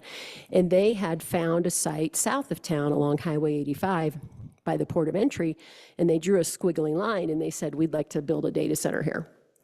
And we're like, okay, that's great. And they're like, but we can't bring anybody to town. And I'm like, okay, so what are we going to do? And then the next thing they said was, well, we'd really like to be in a business park. And so I'm like, oh, sure, we can do that. And the landowners were on the phone call because we were doing everything by phone or by Zoom, right? There's no in-person meetings. And so they're like, we're going to build a business park? What are we doing? What are we doing? And I said, sure. So the first thing I did when I was in Casper at the Come On In, the first thing I did is I got on the phone with Mayor. I called Brad at AVI, and I said, I guess we have to build a business park. And here's where we're going to build it. And we have to get this done without anybody else doing it. And so what happened was on November 19th of that year, we made an application to the city for an annexation, comp plan amendment, a zone change, and a final plat. And we submitted that on November 19th, and it was fully approved, fully entitled by February 8th. It was the fastest entitlement process that Microsoft had seen in the world. 90 days in the world. And so I think what happened is the company understood that even in a time like COVID, and that's what's great about Wyoming, even in a time like COVID, we were able to keep that schedule for them because they had a customer that they had to deliver a service to by the first part of 2023. And the construction schedules, as you've mentioned, they're long, you've mentioned that as well. And so that was kind of the first thing, is it tested our community, our city and our county and our folks' mettle to get things done. But it also gave us an opportunity. And so a lot of people don't realize that there's a lot of infrastructure that has to go to these sites, whether it's sewer, water, roads. What that gave us the opportunity to do at Leeds, which was something we'd never been able to do before, is make sure that our local companies like MSI and Aztec and Knife River and S&S and other companies that are local had a chance to bid on all that infrastructure work. And so when you see Parsley Lane being built from the High Plains Road down to the Terry Ranch Road, that's all been done by local companies, Cheyenne, Laramie County, Wyoming companies. When you see sewer and water going out to that Bison Business Park or going out to the High Plains Business Park, to the Meta site, those are local companies, local jobs that are doing that. And we really had never been able to do that before because we couldn't put our role in place to do that. So now we have a very consistent relationship with the folks that are doing what we call behind the fence to make sure that Wyoming companies receive the benefit of those dollars. And so right now we're finishing up managing about $88 million of infrastructure going to these data center campuses that have been going to our local contractors, our local builders, and things like that. So I think that's something that's really important to keep an eye on, is that the companies are paying for that as well. So taxpayers aren't paying for that. So the Board of Public Utility gets all this infrastructure. Now, the other thing that does is that now opens up, once you get sewer and water to a piece of property, that opens up other land for other types of development. And so just to the south of the Meta Data Center campus and just to the west of the road, there's about 2,100 acres of land there between the High Plains Road and Terry Ranch. Now that property owner, he's excited because now this gives him an opportunity to build residential development. It gives him an opportunity to build commercial. So you'll see retail, restaurants. So we're already working with that property owner to master plan that 2,100 acres for not a data center use or a business park use, but for other things that our community might need. And so those are the kind of things that I'm looking at as the next 40 years, but this data center economy and this growth in our manufacturing economy and energy, by the way, is going to be really starting to grow in Cheyenne and Laramie County. You're going to continue to see companies coming in that want to build gas plants to serve a lot of our high load companies. But so there's this kind of thing that's kind of, I see 20 years of future opportunity because I know about the 2,100 acres that now has sewer and water and a road that'll become residential, retail, commercial, medical campus, and those kind of things for the 40-year future of our city. And so those are the things that excite me and I think are the things that help us incorporate that local workforce for the future. Because once this incredible hockey stick kind of growth in this AI and technology industry occurs, we'll have this other projects for people to move into. Can I just say one real quick thing on that too? The infrastructure they're bringing in that opens that land, those will all be built by local contractors. So while it might be the large hyperscaler that's building it, where the business park she just talked about, there's almost 3 miles of water and sewer that have been built between the existing city and there, that all that land now becomes developable, and those housing and all that stuff, that will all be done by local companies. So very excited about that opportunity. Thank you. Okay, now I have a question for Dan and for Larry.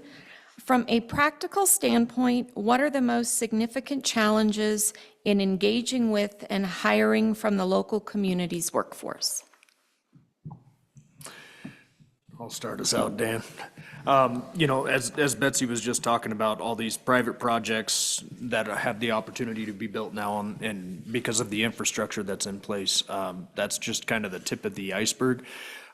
This conversation's based around large construction projects that are going to impact our community. A lot of talk about data centers, right? Sentinel GBSD is 12 to 18 months away from hitting the ground here in Laramie County. That's billions of dollars worth of construction work that hasn't gotten here yet. So I think we have a perfect storm right now in Laramie County between what's happening with the data center community, what's coming with GBSD, and in the meantime, we still have 2, 5, 6 schools to build here in the next 2 years. We have lots of private projects coming up, and somehow, some way, our workforce in Laramie County has to figure out how to build these things. Obviously, the priority is, Wyoming contractors being successful on those projects, but that's why this manpower and workforce conversation becomes so critical, because we must still have enough workforce to be able to take care of the rest of the building load in Laramie County, despite the large projects coming. So simply put, there is no skilled workforce available to hire locally. We can have an ad out for a journeyman plumber for a year and not have one hit.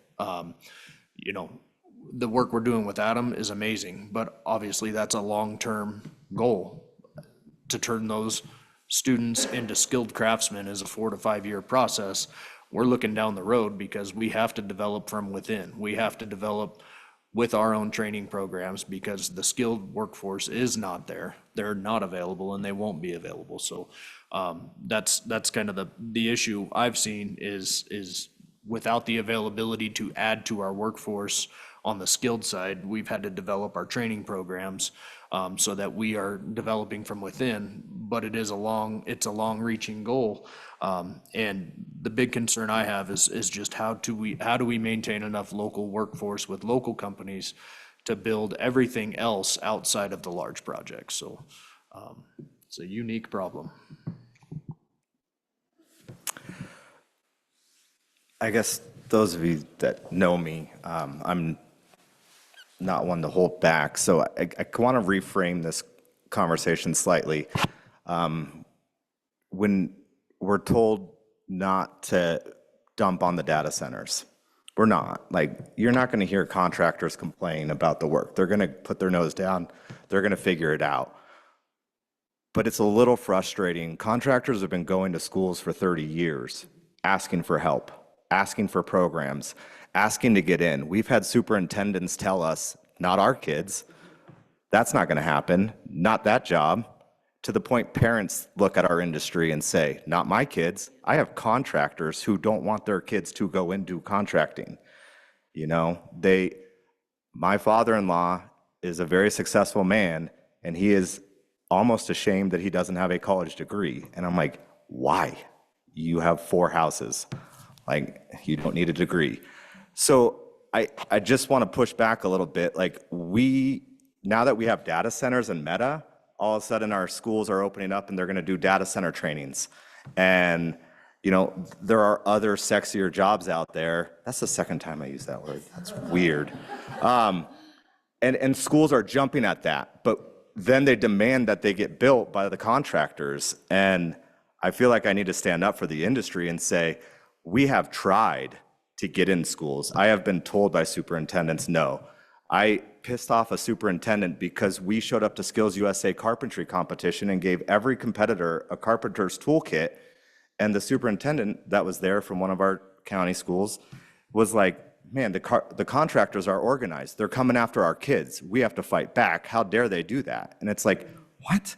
Like, these kids are competing and showing their skills at a high level.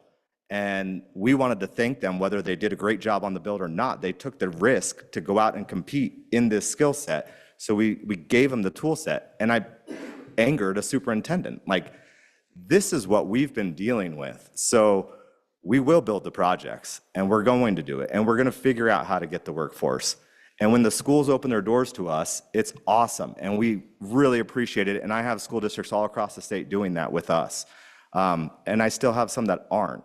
But just have a little grace for the contractors and the industry that are doing everything you're asking of us. But we didn't get the same treatment as Meta when we asked to get into the schools. And even still, it's hard to talk to people about adding more CTE classes or you know, how do we train more CDL drivers? Because there's another thing that we all need. Like, I'm working with Climb to try to do trainings and stuff. We're funding programs all across the state. We're doing our part. Like, just have a little grace for us when we do this. I don't even know what the question was. Amen. I played politics for a second. Yeah, I loved it. And I have one last question for both Dan and Larry.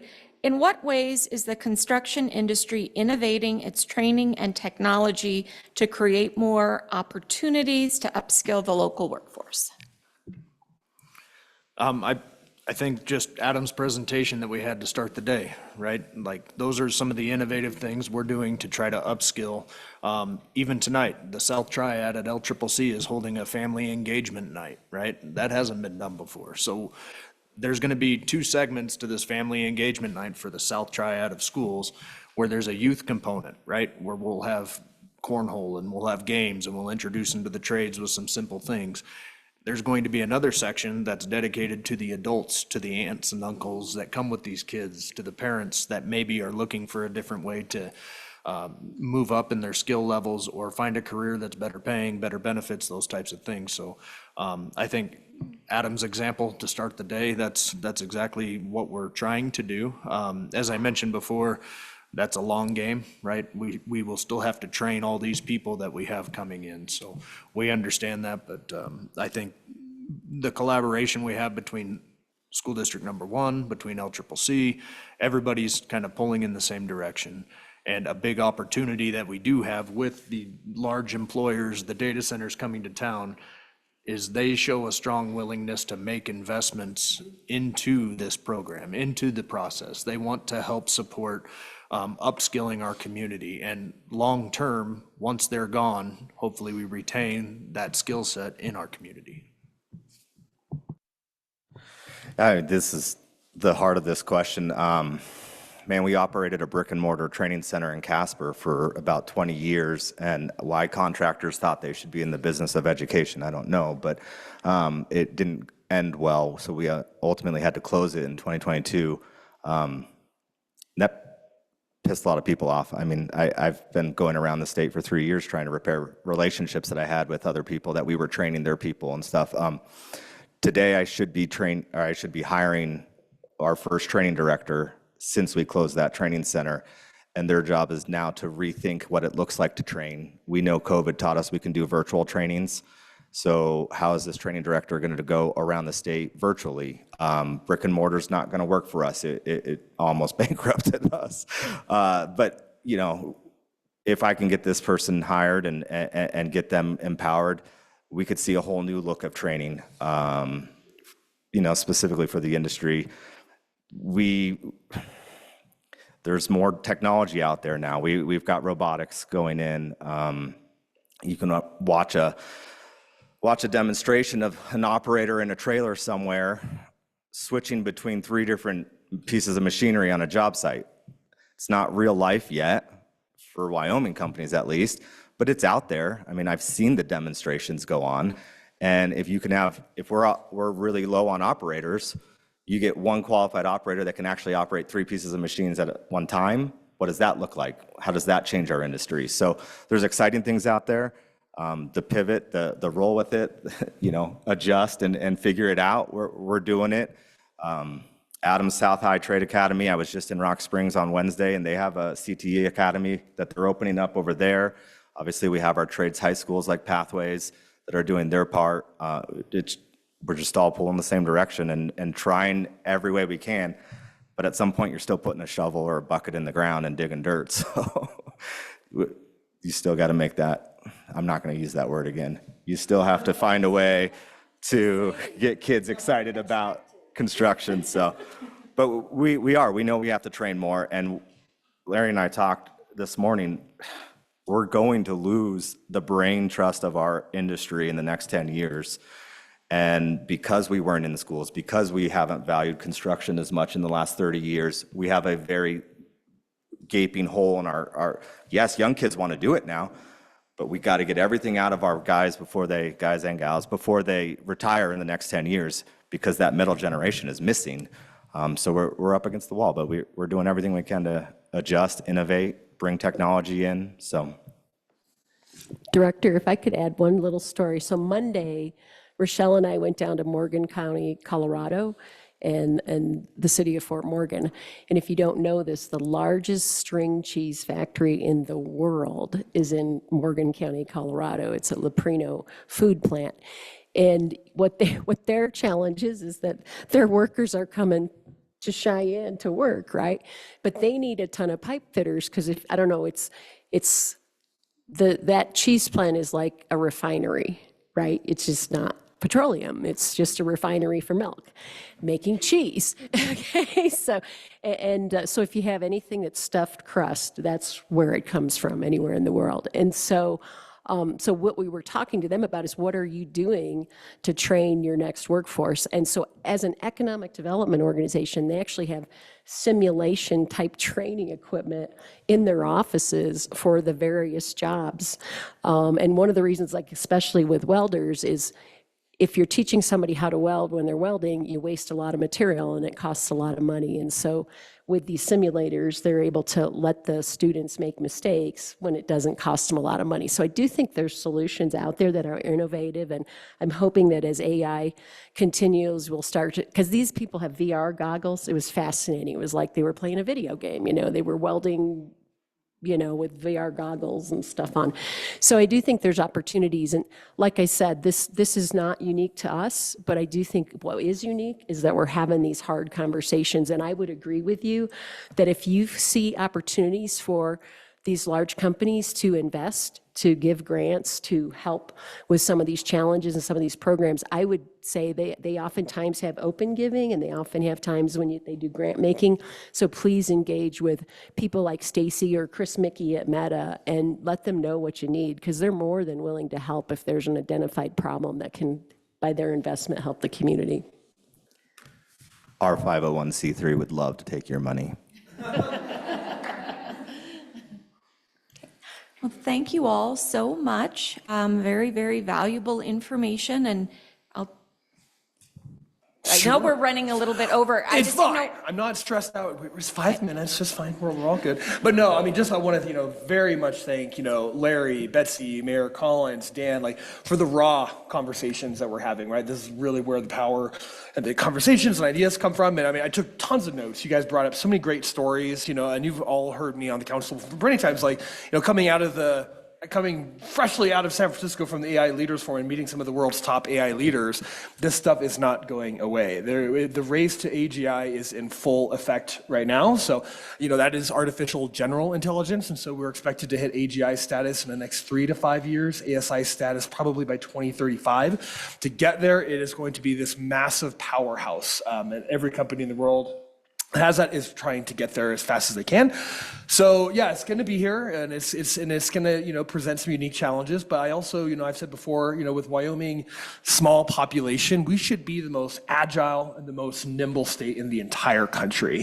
So hearing about that 90-day turnover, that's really exciting, and that's something that only Wyoming can do. So and I love Larry about capturing the workforce while they're here. While we have all of these folks here, how do we get them to stay? And I do believe that Wyoming can do a better job of just welcoming people. Welcome our new folks to Wyoming and want them to live here and create jobs and be a part of our economy. So, so thank you very much for your time today, your wisdom, your effort. I'm going to go ahead and we're going to move to a break. So let's take a 15-minute break. We'll resume at 10:31. Philip, you want to go? Yeah, I thought I stood out like a sore thumb down here. I don't know. Maybe not in the way I think. I just had Stacy made a comment earlier about how some of these companies are going to have to start adjusting how they compensate. Are we, when these businesses are coming into the state to work, are we asking them, are you paying a livable wage? Are you paying subsistence? Are you paying for their health care? Are you paying for their pension? We do a lot more. It seems like we do a lot more discussions about how we can help businesses in this state than how we can help our workers. And I can speak for our program, our apprentices. We draw people to Wyoming. We have apprentices that live in Houston, Texas, Colorado Springs, Colorado. They come back here and work in Wyoming every year. And the way to get them excited is that green stuff. You pay them $39 an hour and $150 a day subsistence to run an excavator. That's going to bring them to Wyoming. But this old theory of we can do it for 15, 16 bucks an hour because we're tough, and my dad did it and he struggled his whole life, so I can do it and struggle my whole life. I think we need to start focusing more on, instead of lowering the bar.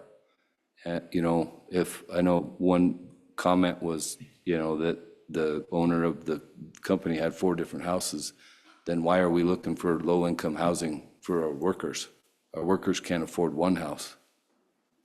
And that needs to be addressed. Like, it's just we need higher wages, but it needs to be, like Larry said, we have to have a plan. It can't be, we got to work as a team, and we got to work for the people of the state and get them the most money we can get them. Philip, that's a great, Director, if it's okay, and Mr. Chair.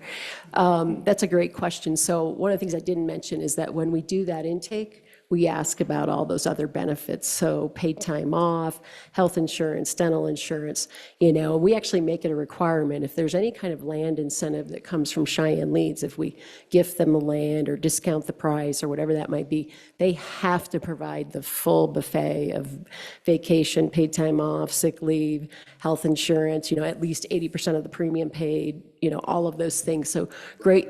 Yeah, above average wages. Yeah, we do actually sometimes we'll set it at a higher standard of like 150%. So the one thing that's really important to note though too, and this is something I get from my existing employers. So you think about Lowe's moved in the 1990s, Sierra came in the early 1990s. They have 900 people working in those distribution centers, Walmart distribution center. They've had to raise their wages in order to keep their employees. And as of yesterday, they're actually reducing the out-of-pocket deductibles, for their health insurance for their employees, because they're trying to come up with other ways like, okay, how do I keep my 800, distribution center employees? And so as you drive by Walmart and, you look at what's happening, you're seeing $30 an hour and things like that. So in some cases, one of the upside or opportunities is those folks that are employed in those companies are seeing higher wages, better benefits, less out of pocket for healthcare, those kind of things. So it's an excellent thing that we need to keep our eye on. Great suggestion. Yeah, thank you. And then, yes, real quick, Brenda. I'm gonna make it real quick. I want to address the comment about licensing. Surprisingly, Wyoming is one of the strictest states in the country for electrical licensing. I am the training director for our electrical apprenticeship program. I do caution that sometimes people forget that tradesmen are professionals. In order to become a professional electrician in Wyoming, you need 4 years of schooling and 8,000 hours of observed on-the-job training.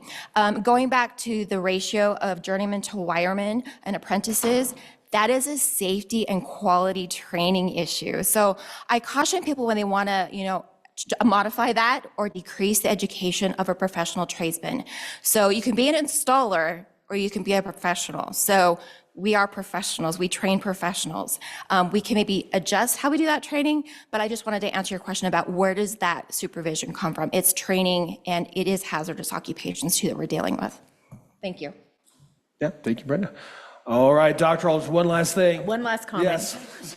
I just wanted to say that a couple of things. One, we have right now 6 to 8 high schools across the state of Wyoming who are offering CDL training for their 18-year-old students because the federal laws have changed and you don't have to be 21 if you're not crossing state lines. And we have 4 more high schools coming on with CDL training programs in the next year. We also, our Perkins 6 is now being discussed nationally, and that will actually have set aside funding for pre-K through grade 5. Right now, we go down to grade 5 with career awareness and exploration, but we'll be able to actually start at the pre-K level and be able to set aside those funds. So that's also something that's up and coming. And the simulators, we have simulators going on all over Wyoming because we have utilized those as a way to decrease our material supply costs. But again, Meta just put out their community development grant, if everybody's not aware of that. They did deliver a check to Laramie County School District Number 1 for $50,000 a month or so ago, totally unsolicited. And so I think that these corporations that are coming to our community, Microsoft, Meta, they want to be good community partners. They do have funding available, and we just need to make sure that we're getting that word out and knowing how to access that. So that's all I had to add. Awesome. Thank you, Dr. Aldridge. Wow, you guys are all jazzed up today, aren't you? Well, it's because of our wonderful panel and all the great conversations. So thanks again. I'll see you back here at 10:35. 10:35. 10:35. 10:35.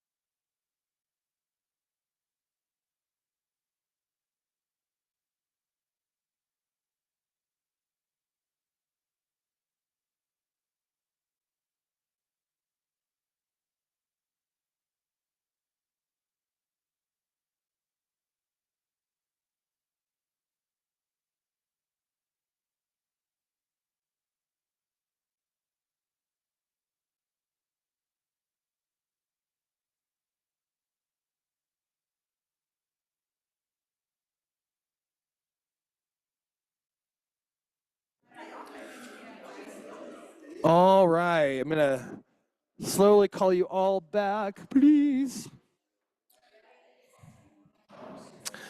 We got more great conversations and discussions ahead, so.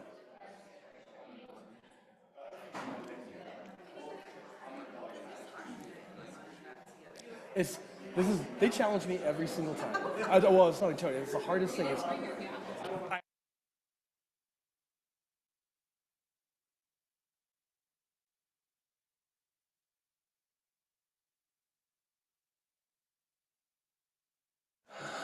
All right, please come back to your seats, everyone.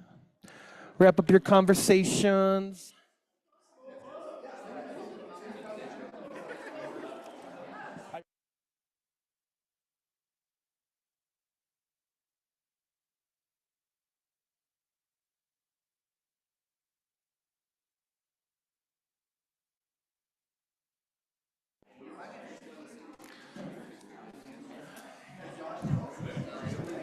No.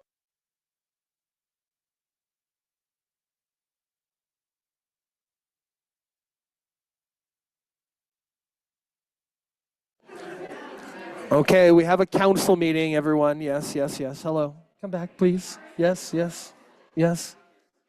Here we go. We got great speakers. There we go. Oh, the conversation's getting quieter. I know. I was joking with Tony that one of the hardest things about being chair of this council is getting everyone back on time. You always challenge me, but I love that challenge. So, but actually, you know, I was just kind of reflecting with Jennifer just a little bit.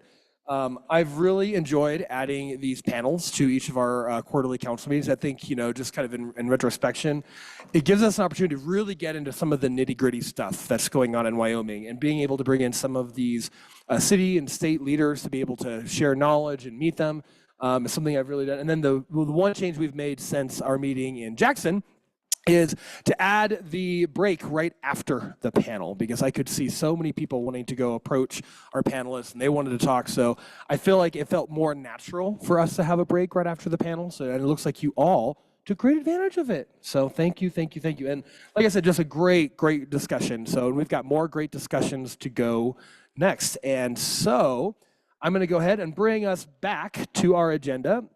And the next person on our agenda is Mr. Michael Moore, and we're going to get some data around youth in Wyoming and its labor market. So if Michael, if you are on, the show is yours.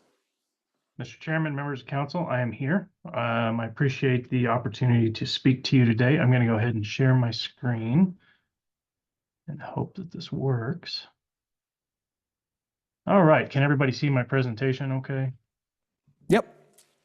All right, perfect. Give me just 1 second. All right, Mr. Chairman, members of council, again, my name is Michael Moore. I am the research supervisor here at Research and Planning. Thanks again for giving me the opportunity today to talk to you a little bit about a couple of articles we've recently published on youth in Wyoming and its labor market.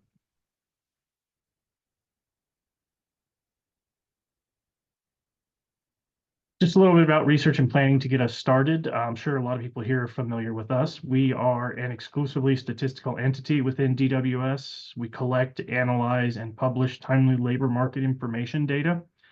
And we provide this information to the public, legislators, educators, training providers, the media, and more. I put this presentation together for today based on 2 articles from the October 2025 issue of Wyoming Labor Force Trends. The first part of this presentation will be from an article titled Tracking Youth into Wyoming's Labor Market 2025 Update. And the second part will be from an article I wrote titled Examining Millennials' Departure from Wyoming. This issue of Trends is available on our website at the URL at our top and at the top of this slide. And if you just head to our website, you'll see it there. I will start off to begin with some data from the first article titled Tracking Youth into Wyoming's Labor Market 2025 Update. RNP has published 2 similar publications with this type of research in the past. In 2012, we did a product called A Decade Later, and in 2021, we followed that up with Another Decade Later. And this research in this article, like those 2, tracks Wyoming high school seniors into the labor market each year up to 10 years later.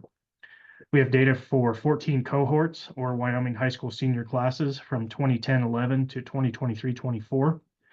And for this research, we linked data from the Wyoming Department of Education 684 file to some of our administrative files. Just a quick note, the previous publication, another decade later, tracked seniors into post-secondary education. This particular article does not. That type of research is now being done by Wyoming's Statewide Longitudinal Education Data System Program, or SLEDS. I'll go over some of the findings from this article. The highest number of any senior cohort was found working during the student's senior year. So if we're talking about the class of 2010-11, the largest number of those were found while they were in their senior year during school. The number working decreases each year after that. From the cohorts we have 5-year retention rates for 10 of them. The average 5-year retention rate was 55.1%. So of all those senior classes, 5 years later, a little more than half of those were found still working in Wyoming. And 10 years later, our 10-year retention rate was 46.1%. So 10 years after the senior year, 46.1% of those on average were still working in Wyoming. We only have 10-year retention rates for 5 cohorts, starting with 2010-11, and that's just a function of the data that's available to us. One thing we found is that all cohorts follow the same general pattern. This is figure 1 from the article, and it shows the number of high school seniors working in Wyoming up to 10 years later for each cohort from 2010-11 to 23-24. Purpose of this figure is not necessarily to try to follow each line, but what this figure shows us is that all these classes tend to follow the same general pattern. This youth exodus from Wyoming is not new, and the same pattern has been going on for many years. For example, you can see the 5-year retention rate of 55.1%, the average I mentioned, and you can see how close many of those lines are to that. And when we move on to the 10-year of 46.1%, again, you can see all those, the ones that we do have data for, the 5 of those cohorts, you can see how close they are to that mark as well. In fact, if we go back to the research we did in a decade later, back in 2012, we see the same pattern. The methodology was a little bit different. We looked at 18-year-olds from any given year rather than particularly high school seniors. In that research, we looked at 18-year-olds from every year from 1992 to 2010. While the methodology was different, the results were very similar. A little more than half of all 18-year-olds or high school seniors were found working in Wyoming 5 years later, and just over 40% were found working in Wyoming 10 years later. So we can see that this phenomenon of youth leaving Wyoming isn't new and really hasn't changed a whole lot over time. For this graphic, I included just the lines representing the 2010-11, 2016-17, and 2023-24 cohorts. The 5-year retention rate between 2010-11 and 2016-17 didn't change a whole lot, dropped from 57.9% to 54.4%. So it's gone down a little bit, but it doesn't appear to be too substantial. And the percent of seniors found working in Wyoming 1 year later went from 70.8% for the 2010-11 seniors to 67.5% for the 2023-24 seniors. So again, a little bit smaller proportion of the students were working, but it doesn't seem to be a whole lot different. As part of this research, we also looked at whether individuals graduated or not. Once again, we have data for 14 cohorts from 2010-11 to 23-24. And what we found was that seniors who graduated were more likely to work in Wyoming than non-graduates during the senior year. 77% of graduates worked during their senior year compared to 45.4% of non-graduates. And some of that is just a function of non-graduates leaving Wyoming during the school year and not being there for graduation. We also found that graduates were retained at a greater rate than non-graduates. On average, the 5-year retention rate for seniors for senior graduates working in Wyoming was 57.2% and 36.9% for non-graduates 5 years later.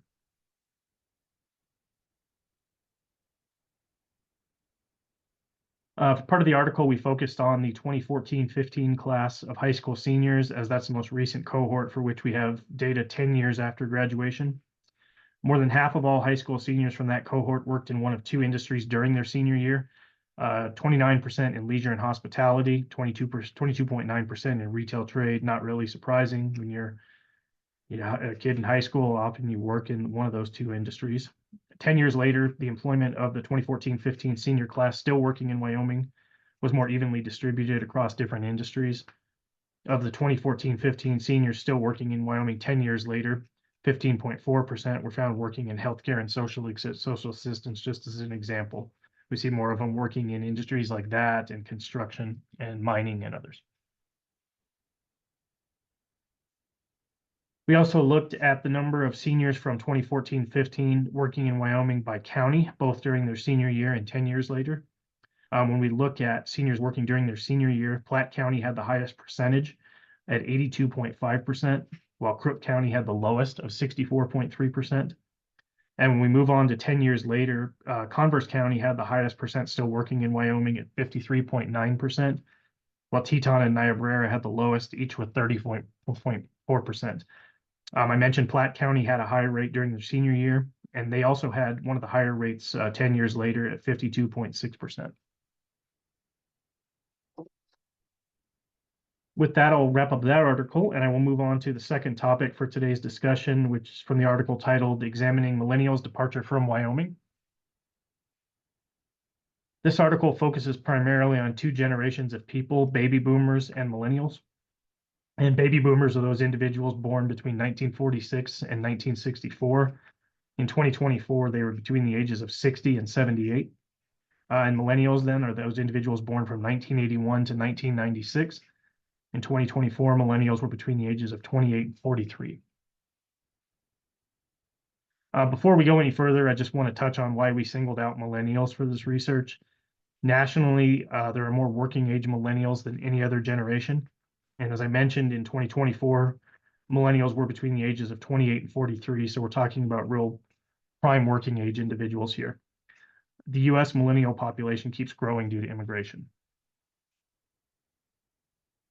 This figure will show you the millennial and baby boomer populations for the US. And as you can see in this graphic, the millennial population, which is the blue line of the US, surpassed the baby boomer population, the red line, in 2019, and that trend has continued ever since.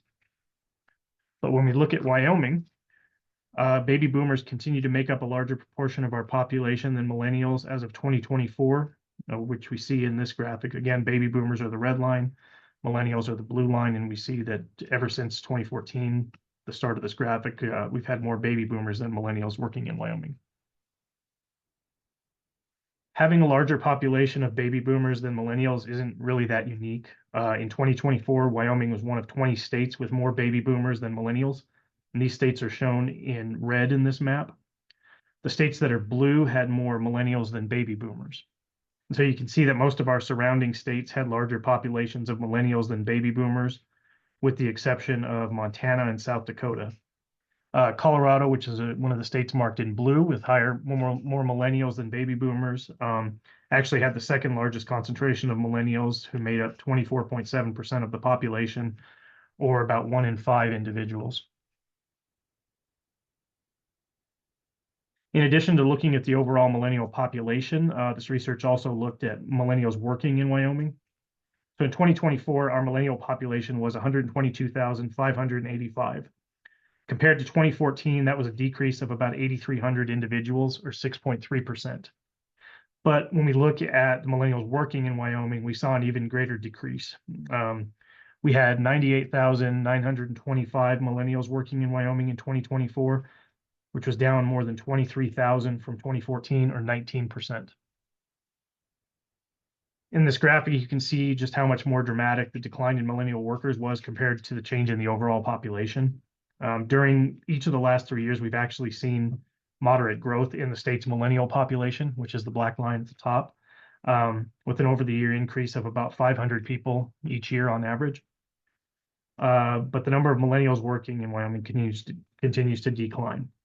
In 2024, the number of millennials working in Wyoming dipped below 100,000 for the first time since 2010. And at that time, back in 2010, millennials were between the ages of 14 and 29. So a good portion of those were not even in the workforce yet. Wyoming's 2015-16 economic downturn appears to have been a turning point for many millennials. That downturn was brought on by decreasing energy prices and demand, especially for coal. And our research has shown that during economic downturns, young workers are often the first to lose their jobs, especially males.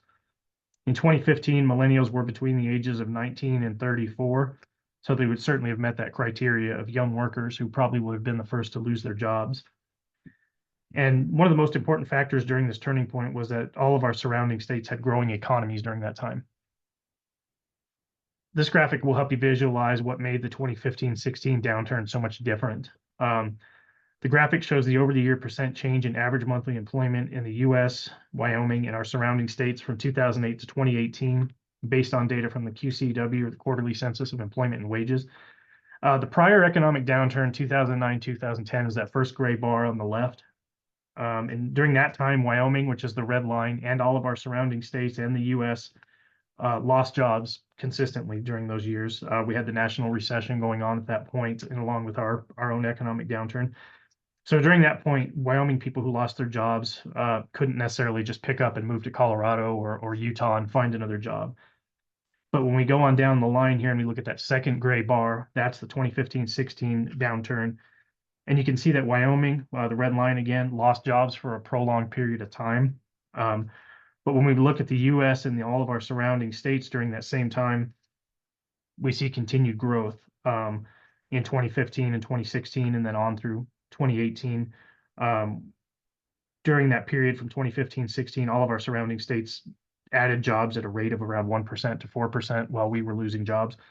So it's entirely possible that plenty of millennials who lost their jobs in Wyoming in 2015 and 16 were able to pick up and just move on to one of our surrounding states to find a new job. So again, when we go back to look at this graphic of the millennial population and millennials working, we see how quickly the number of millennials working dropped after 2014. Again, that second gray bar during that 2015-16 downturn.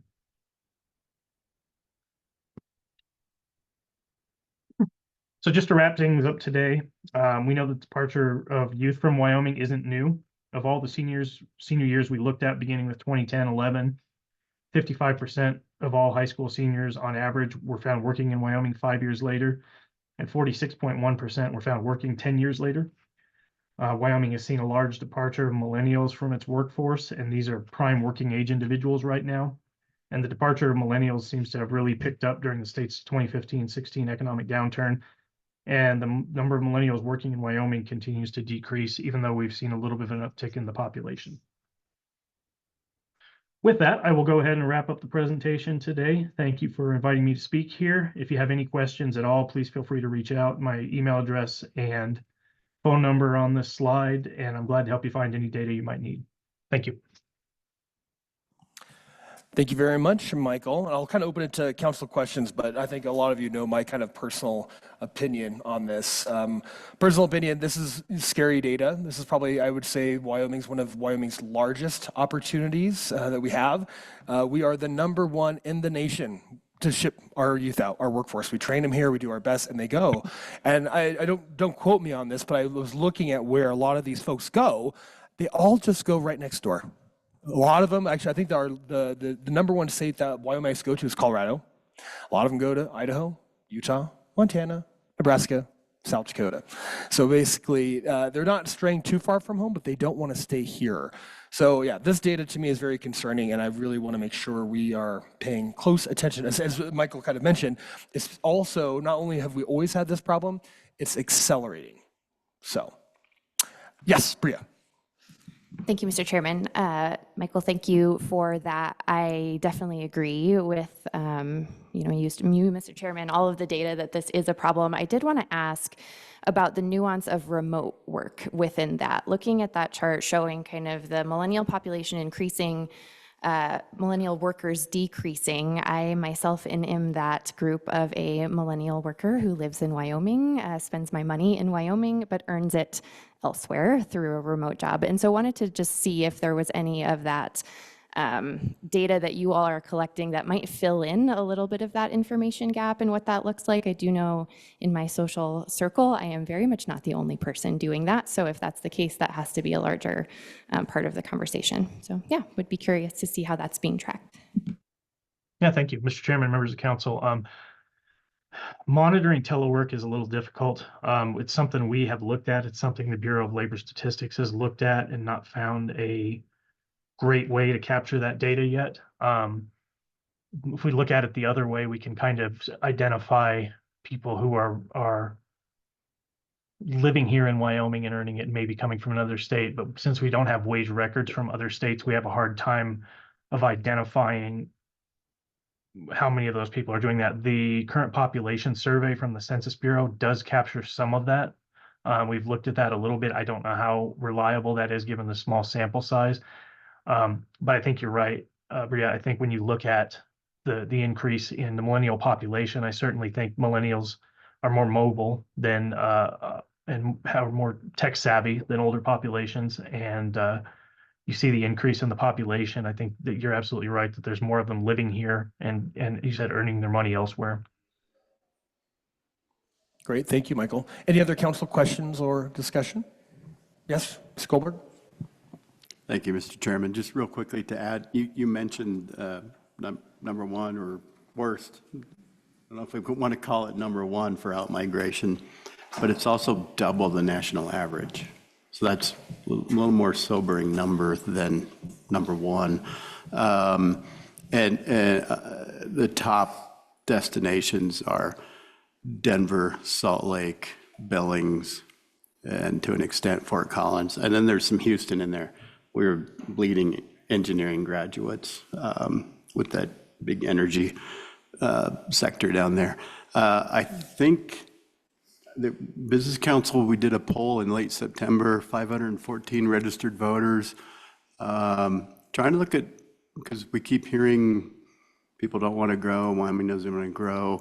And we're trying to focus on good jobs from CTE to engineering majors and opportunities to try to quell that outmigration. If we get to the national average, if normal, of 1/3 outmigration, that'd be great. But we tried to look at that question about growth. And I think Jennifer shared the poll with council members. So if you didn't see that, maybe look in your inbox, go back and check that out.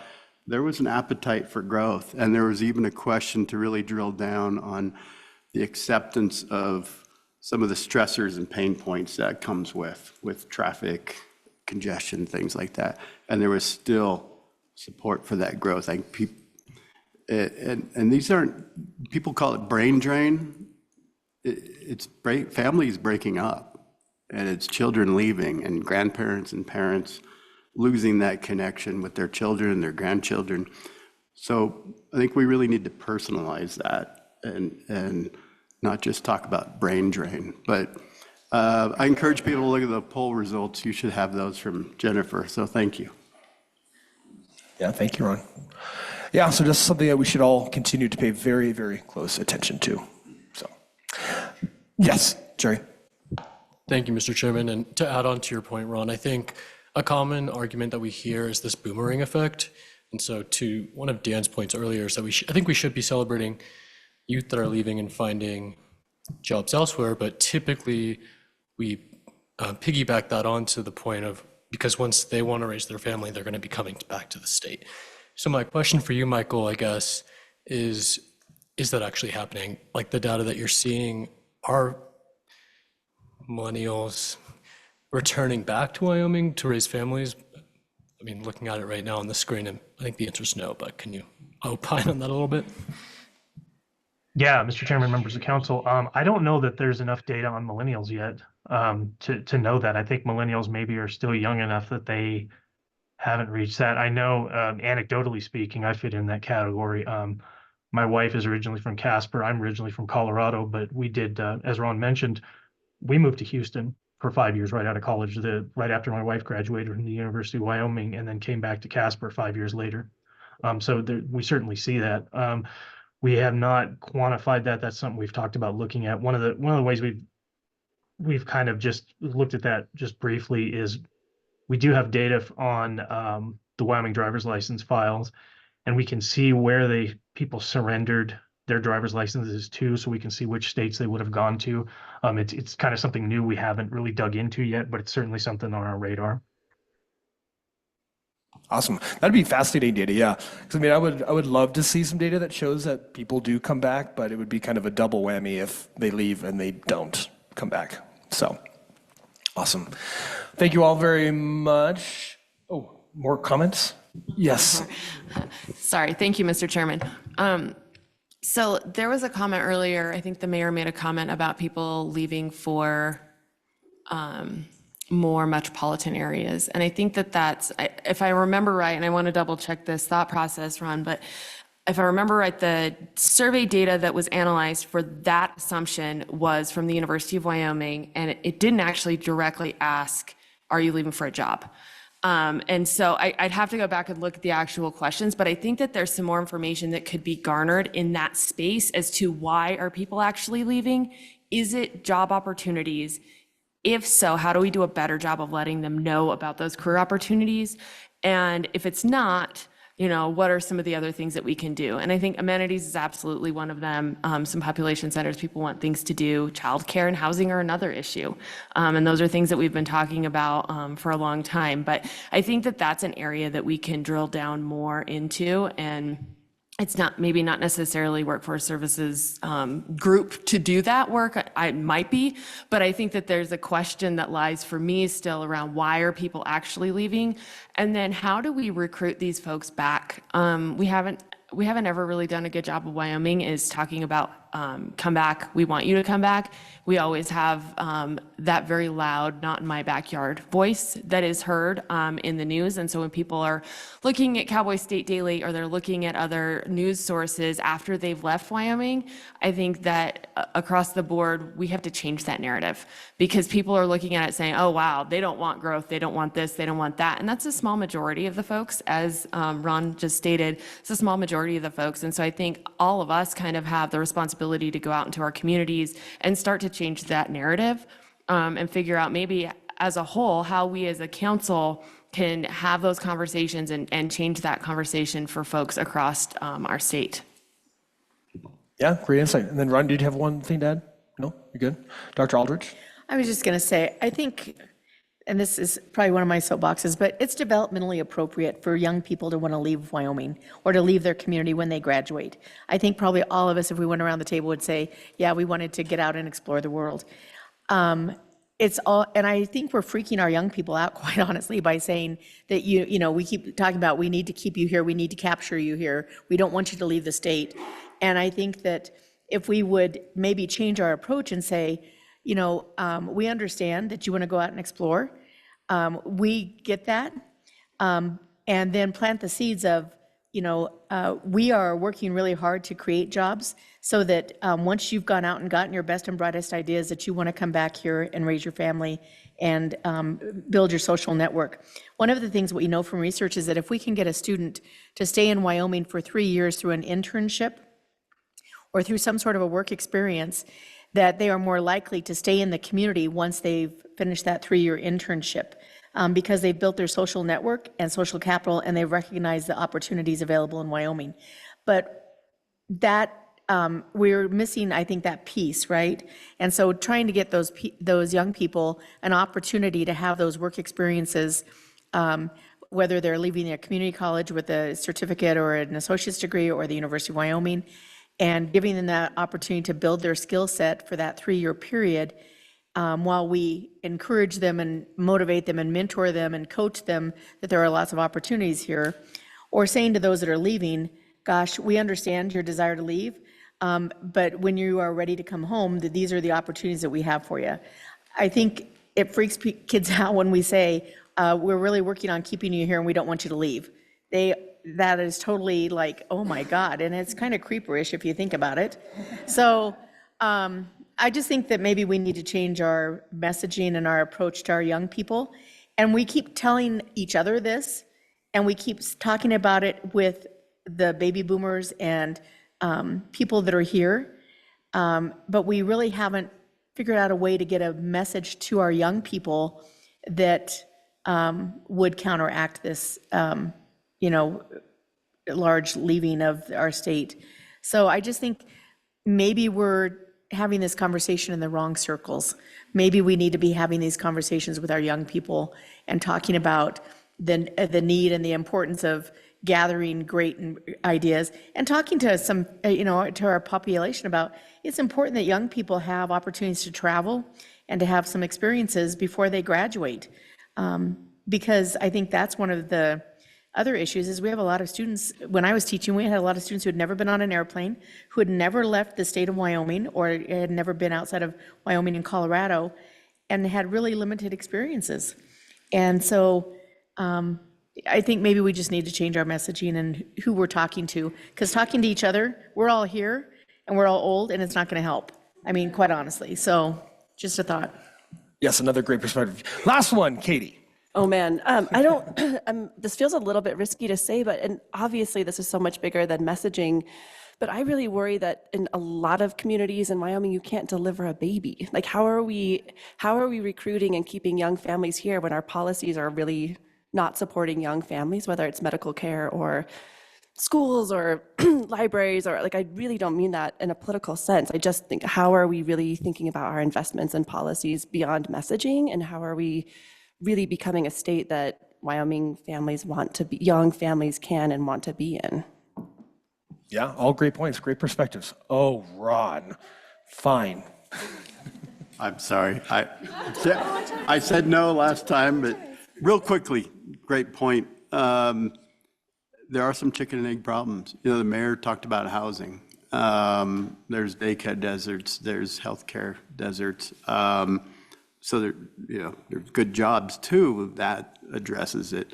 The Business Council did host a town hall on the UW campus a year ago, September, and heard from a lot of students. And I think there's more work to be done. And I think there's some groups, young professional groups starting to form in areas around the state to hear more. But kind of quickly, it was the amenities, to Dr. Michelle's point, going out, seeing the world, jobs, housing, medical care, childcare. Real quickly, the boomerang effect, that's a myth. They don't come back in numbers we would like. Think about it. You move somewhere out of college or high school and you get a spouse or a partner and you have children, and your partner or spouse is from where you moved and they have family. You establish roots, networks. It's harder to pick up and move back to Wyoming if your partner or spouse doesn't want to. So there are a lot of issues and chicken and egg problems to work on, and I love this discussion. Yeah, no, it's a great discussion. And it's not just trying to keep our youth here too, it's about, we want people to choose Wyoming. If they were born in Nebraska, like, why should they come to Wyoming? There's great work and opportunity. So, even if they go out, we should also be bringing more people into Wyoming. So, yep. If we could just be the national average and not I know, that's all. Like, we just be let the people national. who want to wanderlust see the world, but Oh yes, Wyoming exchange, like adult exchange program or something like that. Yeah. Really quick, Philip. Uno mas. We are the most dangerous state to work in the country too. We kill more people than any other state. Oh, point taken. Yes. Ooh, dear. Yeah. But yeah, it is. No, it is. Yeah, we've got a lot of really high risk industries. So, all right, moving on to our next agenda, we're going to have Christina West and Trevor Mansfield present our one-stop performance report, please.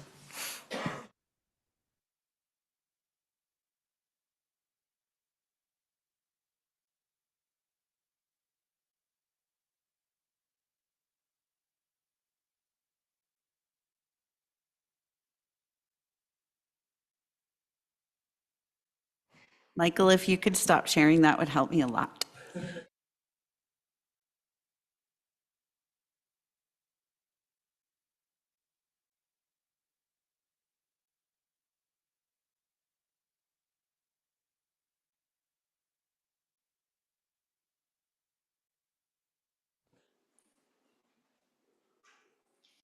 Awesome, thank you. If you want to go ahead, I think 2 slides, Jennifer.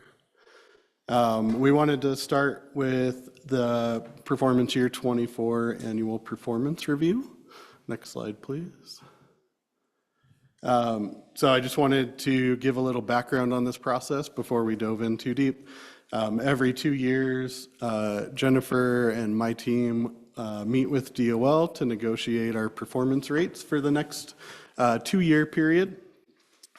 This program year that we're looking at is from July 1st, 24 through June 30th, 25. And our performance success is found when we achieve 90% of that negotiated rate.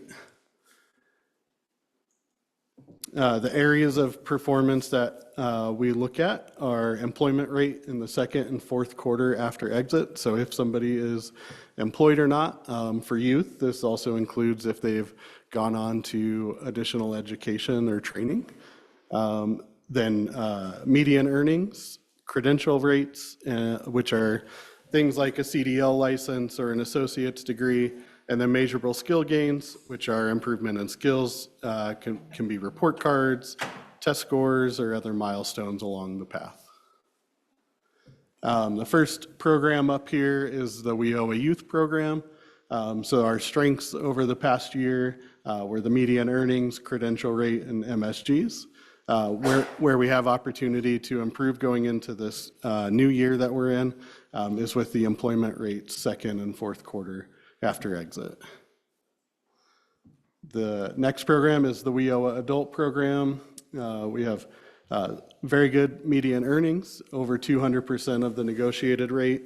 The credential rate is meeting what we need to, and then the employment rate second quarter after exit was good. Growth opportunities with this program are with the measurable skill gains and employment rate fourth quarter after exit. For dislocated worker, the strengths in this program were median earnings and credential rate. The opportunities are employment second and fourth quarter after exit and MSGs. As a note on the dislocated worker program, generally our numbers in this program are fairly low. So the statistics and like where we end up in performance can look really good one year and not as good the next year when you look at it, just based off, a handful of people that we got information for a measurable skill gain or something like that. So this program in particular, the numbers can fluctuate quite a bit. Finally, Wagner-Peiser, we don't look at MSG and credentials in this program since training is not performed under it, but we met and exceeded the 90% mark for employment rate second and fourth quarter after exit, and we're above in the median earnings as well. So overall, 3 of the 18 total measures, we were less than the 90% rate. For 5 of the 18, or sorry, I said that incorrectly. 3 of the 18, we decreased below where we were last year, but 90% of what we were last year. For 5 of the 18, we were within 90 to 99%, and in 10 of the 18 measures, so more than half, we increased where we were from the prior year. So overall, 15 out of the 18 measures, we at least stayed pretty steady or increased and improved performance on. 56% is up there on the screen. That's our median earnings growth in the WIOA Adult Program from the previous program year to this last one. It's 240% of our negotiated rate, which demonstrates that individuals are getting into jobs that pay well. Another significant median earnings growth change we saw was in our youth program, growing year over year by 43%.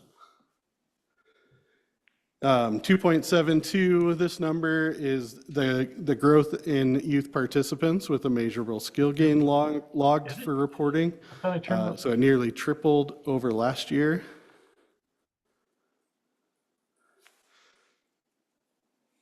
Which leads into this slide.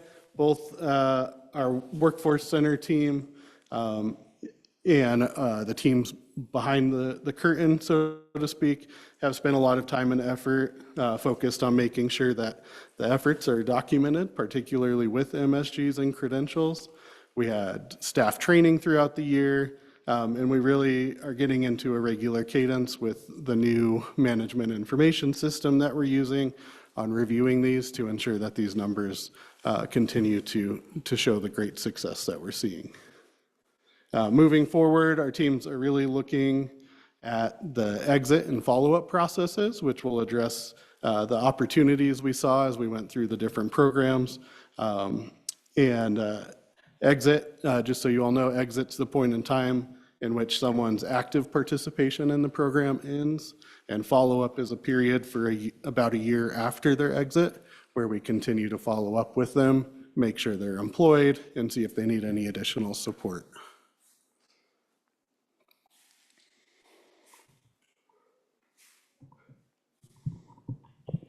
Mr. Chairman and council members, I'm Christina West, and I get to work with all the individuals at the One Stops. And I'm going to spend a little time talking about the RICIA program today. So thank you, Trevor, for presenting our performance data. We chose the RICIA program just because it is a program that we work closely with unemployment insurance. And I know there's a lot of conversations about unemployment insurance. So reemployment, what it stands for is Reemployment Services and Eligibility Assessment. And this is a DOL-funded program, so it's a federally funded program. Next slide, please. So definitely not going to read all of these slides, but we just really would like to highlight what is RICIA. So let's just keep it really, really simple. It's about reducing the number of weeks somebody receives unemployment. It's about getting someone to work quick, fast. And it's also about keeping that program, that UI program integrity. So really looking at reducing fraud. So how do we do that?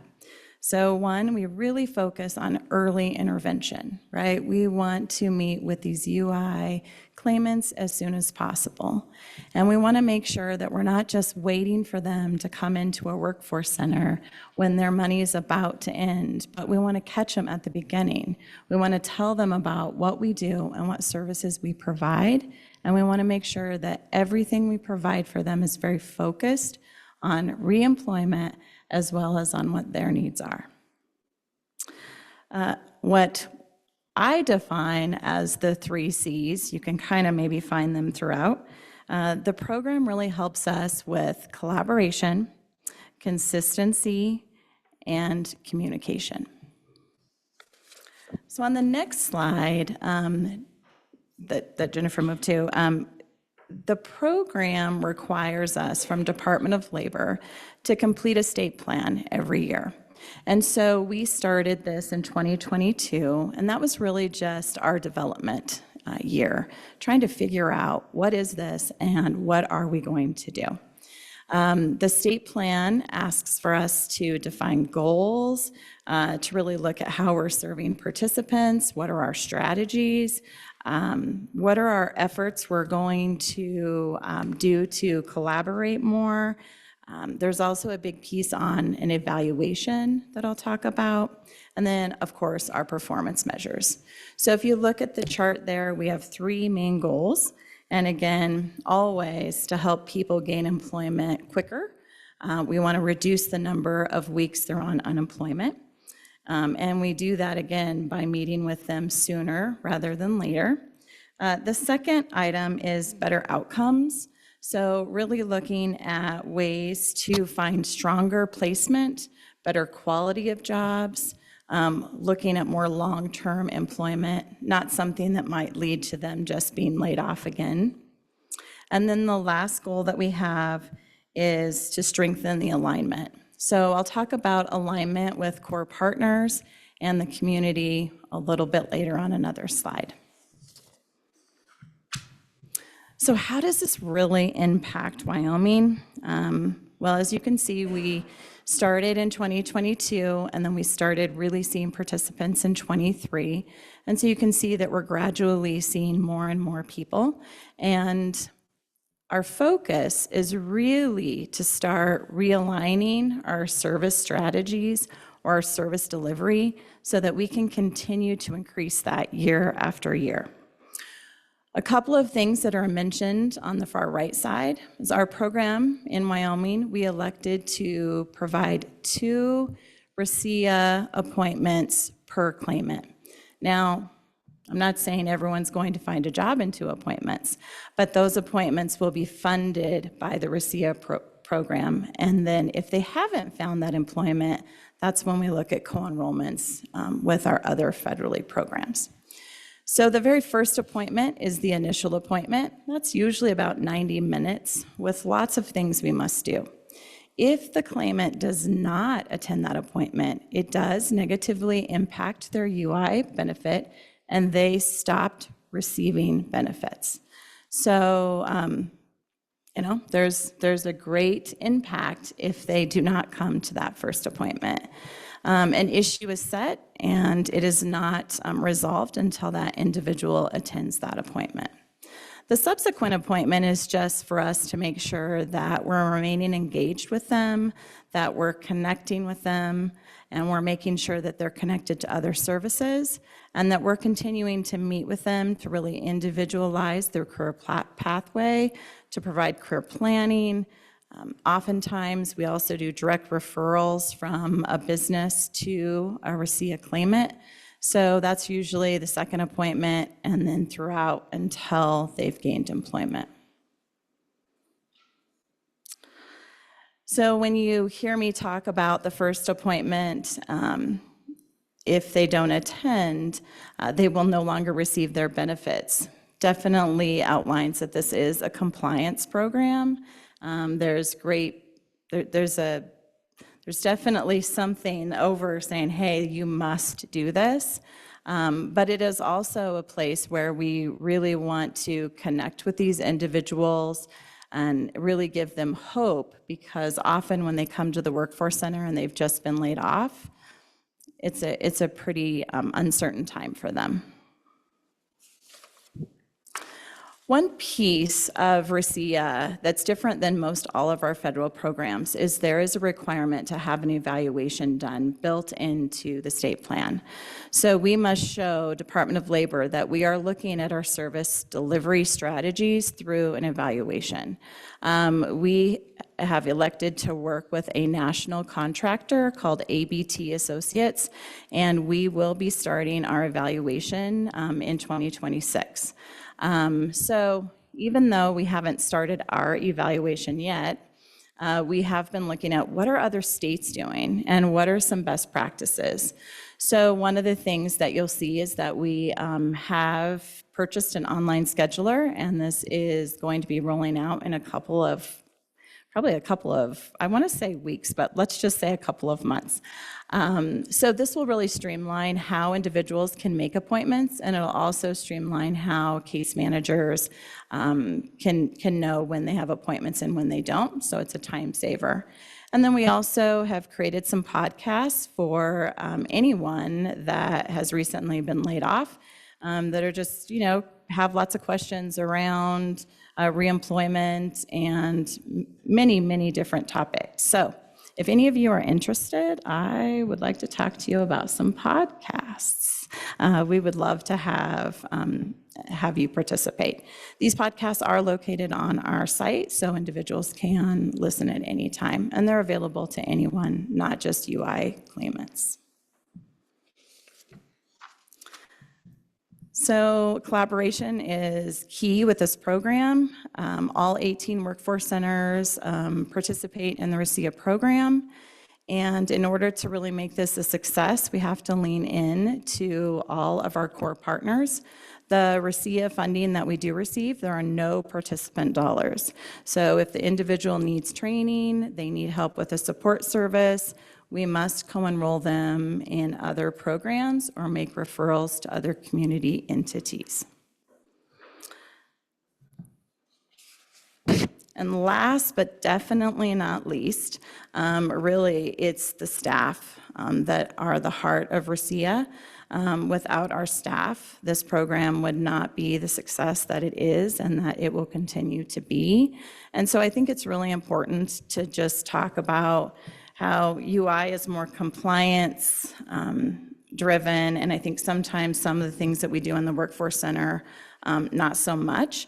And so it's really bridged the gap between the two programs. We're really requiring us to build stronger relationships with the UI team, which has been really interesting, really learning about UI and what that looks like, and them learning about the things that we do. So it's been really rewarding.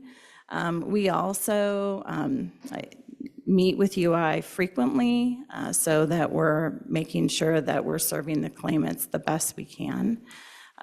It's also really important to note that, you know, we talk a lot about the staff in the workforce centers, which I'll talk a little bit more about, but there's so many people back here that we don't talk about.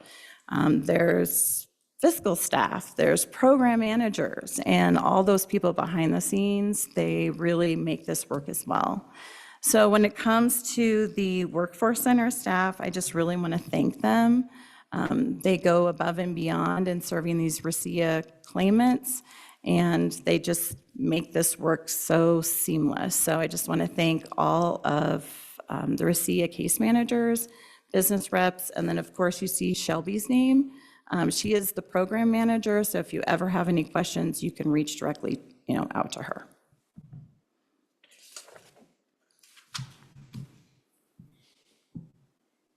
Awesome. The next thing we wanted to talk about was we had a all ENT in service at the beginning of October. It was the first in service we had at all in a couple years. We had initially thought about having it in person, but with, you know, all that's going on at the federal level, we decided to be a little more conservative with it and make sure that we just did it in a virtual format. But you can see up on the screen there, we went with a theme for the event, which was Ignite. So when Trevor and I were planning this, we really wanted to think about, hey, what's our plan for 2026? What's our path? Where are we taking the team? And so here's our plan, our guide for 2026. So Ignite, it's the innovation, growth, network, impact, teamwork, and excellence. We talked about this a lot during the in-service, but it's more than just a theme.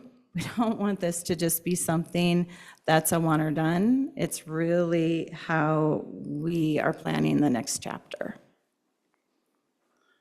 During the event, we had several great speakers, including the director, our administrator, Holly, and then we also learned about priority of service, which is a key part of the programs that we operate, ensuring that veterans get to the front of the line, so to speak, when they come to the Workforce Center, and learning more about the depths of that and how it works. And then we also we spent an hour learning about human trafficking, and our teams became much more knowledgeable about that, what it looks like, what it can look like, as they're, you know, often interacting with people that may be more vulnerable to that. And so it was a great opportunity to learn across the state. I think we had some staff that were really disappointed that we couldn't meet in person. There's just something about that in-person connection, that relationship building. But I'll tell you what, they made the best of what we had in service that was virtual. There was so much participation. There was high energy. Many groups doing presentations. So they really worked together and shared a lot of great ideas. Also shared things that they were already doing in the workforce centers. So there's a lot of just great collaboration and team building. And so I just want to, again, thank the staff. We appreciate you. And sometimes we just don't say it enough. So I know many of you are listening. And so we just, again, want to say thank you for just the engagement and the participation. We can't do these things without you, and we know that these jobs can be hard. So it was a great event, and I know that we are planning more. And as we get back to the last slide, as Christina mentioned earlier, this isn't a one-time event. We're looking at this acronym, and we look at it once and we don't come back to it. We're weaving it into what we're doing probably at least on a weekly basis at this point. I think we're bringing it up in one way or another. And we're really looking to use this to as we move into the next year and ignite some good changes across the state. I think in the materials that you all have on onboard, there's the quarterly walk-in data. We didn't pull anything specific up on it to share, but in just a minute, we'll have open questions. So if there are any, please feel free to ask them, or you're always welcome to reach out to us in between if you want to dive in and understand more about what we're seeing in the workforce centers. And last but not least, we definitely want to let you know that we are all at DWS engaged in ways that we can help Feed Wyoming during the month of November. So if you've seen the table outside, you've seen some boxes, our staff are really pulling together and finding ways that we can accept donations and take donations to the local food banks. And I believe we're also partnering a little bit with DFS on this as well and sharing some collaborative ways to get the message out. Great, awesome work. And I do want to, just also piggyback on what you were saying, Christina, which is just thank you everyone at DWS behind the scenes that makes all of these engines work. You guys do a really incredible job keeping Wyoming moving forward and helping those that need help. So just thank you on behalf of myself and the council. So does the council have any questions for either Trevor or Christina? Yes, Philip. Your Help Feed Wyoming through November, how does that work? If people wanted to get involved or try to help with that, is there somebody to contact? Yep. Or Mr. Chairman and committee members, so the DWS offices are only accepting food donations or the non-perishables. So if you have anything like that, depending on where you're located, all center managers are the point of contact. And we can speak directly and I can give you that information. So you can reach out to them or you can just drop it off at the local workforce center. And then I don't want to misspeak, but I believe DFS is accepting monetary donations. So DFS is not accepting monetary donations. Okay. We would encourage you to make a donation to like your local food bank or food pantry, if you wanted to. Thank you. Thank you. I apologize for that. We don't want, money is, don't ever give us money. Not very many people say that sentence. We do also they? said that. Don't give us money. Yes, Katie. Thank you so much for the work that you all do. It's so critical, and I think Wyoming families are really relying on you now. And I'm curious with the new, when the government reopens and we'll start issuing SNAP benefits again, which I'm really am not that political, but I think everything that's coming out of my mouth today is making me seem like I am. But I do know that the federal requirements around SNAP are impacting older adults. Probably, I think the ages is 54 to 64. Adults will need to find work in order to receive SNAP benefits. And I'm curious how you're welcoming or what strategies you're employing to help those older adults get work or volunteer opportunities. Mr. Chairman and committee members, that's a really good question. And so we have had, I keep moving this table, I'm sorry. We have had conversations with DFS around that, and we do meet with DFS on a monthly basis. And so that's been obviously one of our conversations. And so although in our conversations, we're not necessarily certain if we'll see that many more individuals come into the workforce centers, we definitely have been looking and providing ways to make it more welcoming and to provide additional services. So for example, I'm just going to highlight one of the workforce centers they've created. It's the Rock Springs office. They created a workshop for older workers. And so that's something that we have available that, we can provide the older worker to kind of just talk to them in a different way and make things more welcoming and really kind of help them understand the work world as it may be a lot different than it was back then and for them. So that's just one example is, creating some additional tools like that workshop. But again, I think it's really more individualized, like really just having that individual come in and meet with someone in the workforce center to help guide them through kind of how to help them find employment. So that would be probably our number one, is just getting them to see someone more individually. Awesome. I just want to add one more thing. One of the things that came up regarding, the no SNAP benefits, we do have our POWER program, which I believe Darrell talked about yesterday. We are talking to those individuals about what their needs are and really looking if there are other ways we can assist them while they're not getting those SNAP benefits. So if there are other ways that we can help them with some other needs, that's something that we're also doing at this time. Great, thank you. All right, thank you, Trevor and Christina, for sharing. Oh, yes, I'm sorry, Dr. Ballard. So the data on your performance results are fantastic. I love seeing those. I am curious, I know how much work you guys have done with interweaving and collaborating across the programs, like adult ed and VR and all that kind of stuff, right? I'm just kind of curious, like how you think like that, the weaving of the different programs together and how they collaborate, how that has impacted those kind of results. Because I know it impacts our adult education results. Mr. Chairman and committee members, that's the cornerstone. That's the success. Without weaving them together, it makes things more difficult. The amount of funding that we receive for Title I WIOA is minimal. And so if we're not looking at other ways to collaborate and co-enroll, we're not able to help the individual to the amount that they may need that assistance. And quite frankly, there are things that we can't do. We are a one-stop, but it's a one-stop where we're all collaborating together. We're not the experts in mental health. That's DVR. We don't provide assistance with getting someone their HiSET.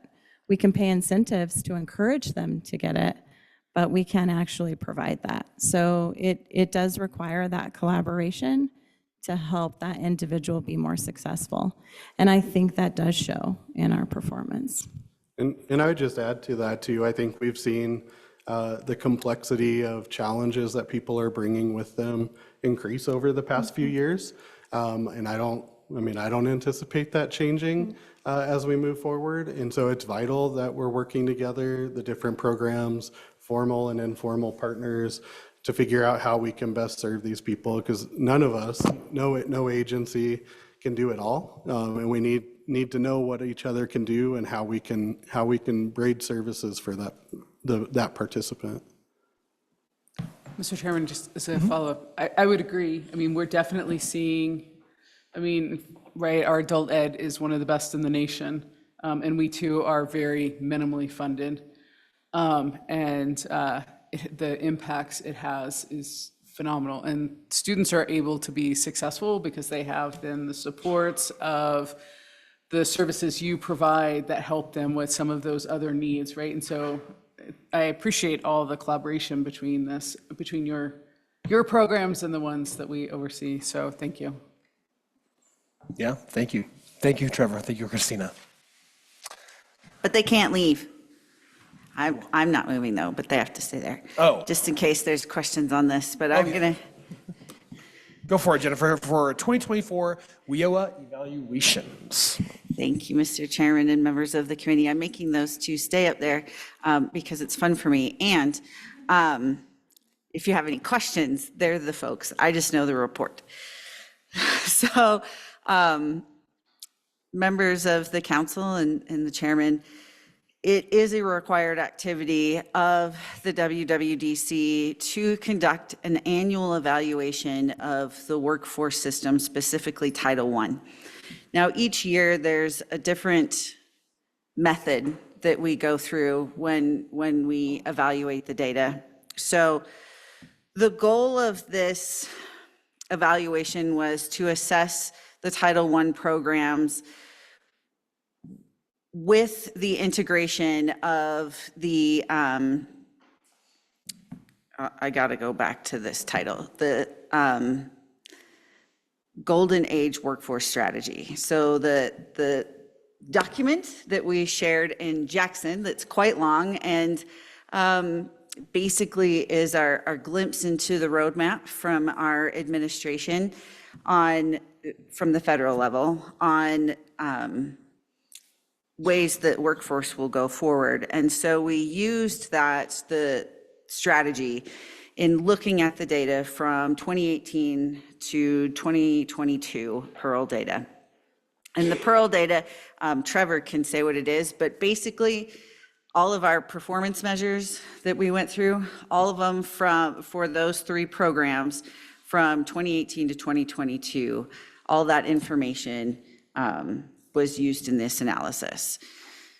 Some of the key takeaways is that Wyoming has very strong completion and employment, but some uneven progress towards hitting that livable wage, as defined by MIT, but also looking into consideration, the council set a higher wage at $25 an hour a few meetings ago as a target, kind of.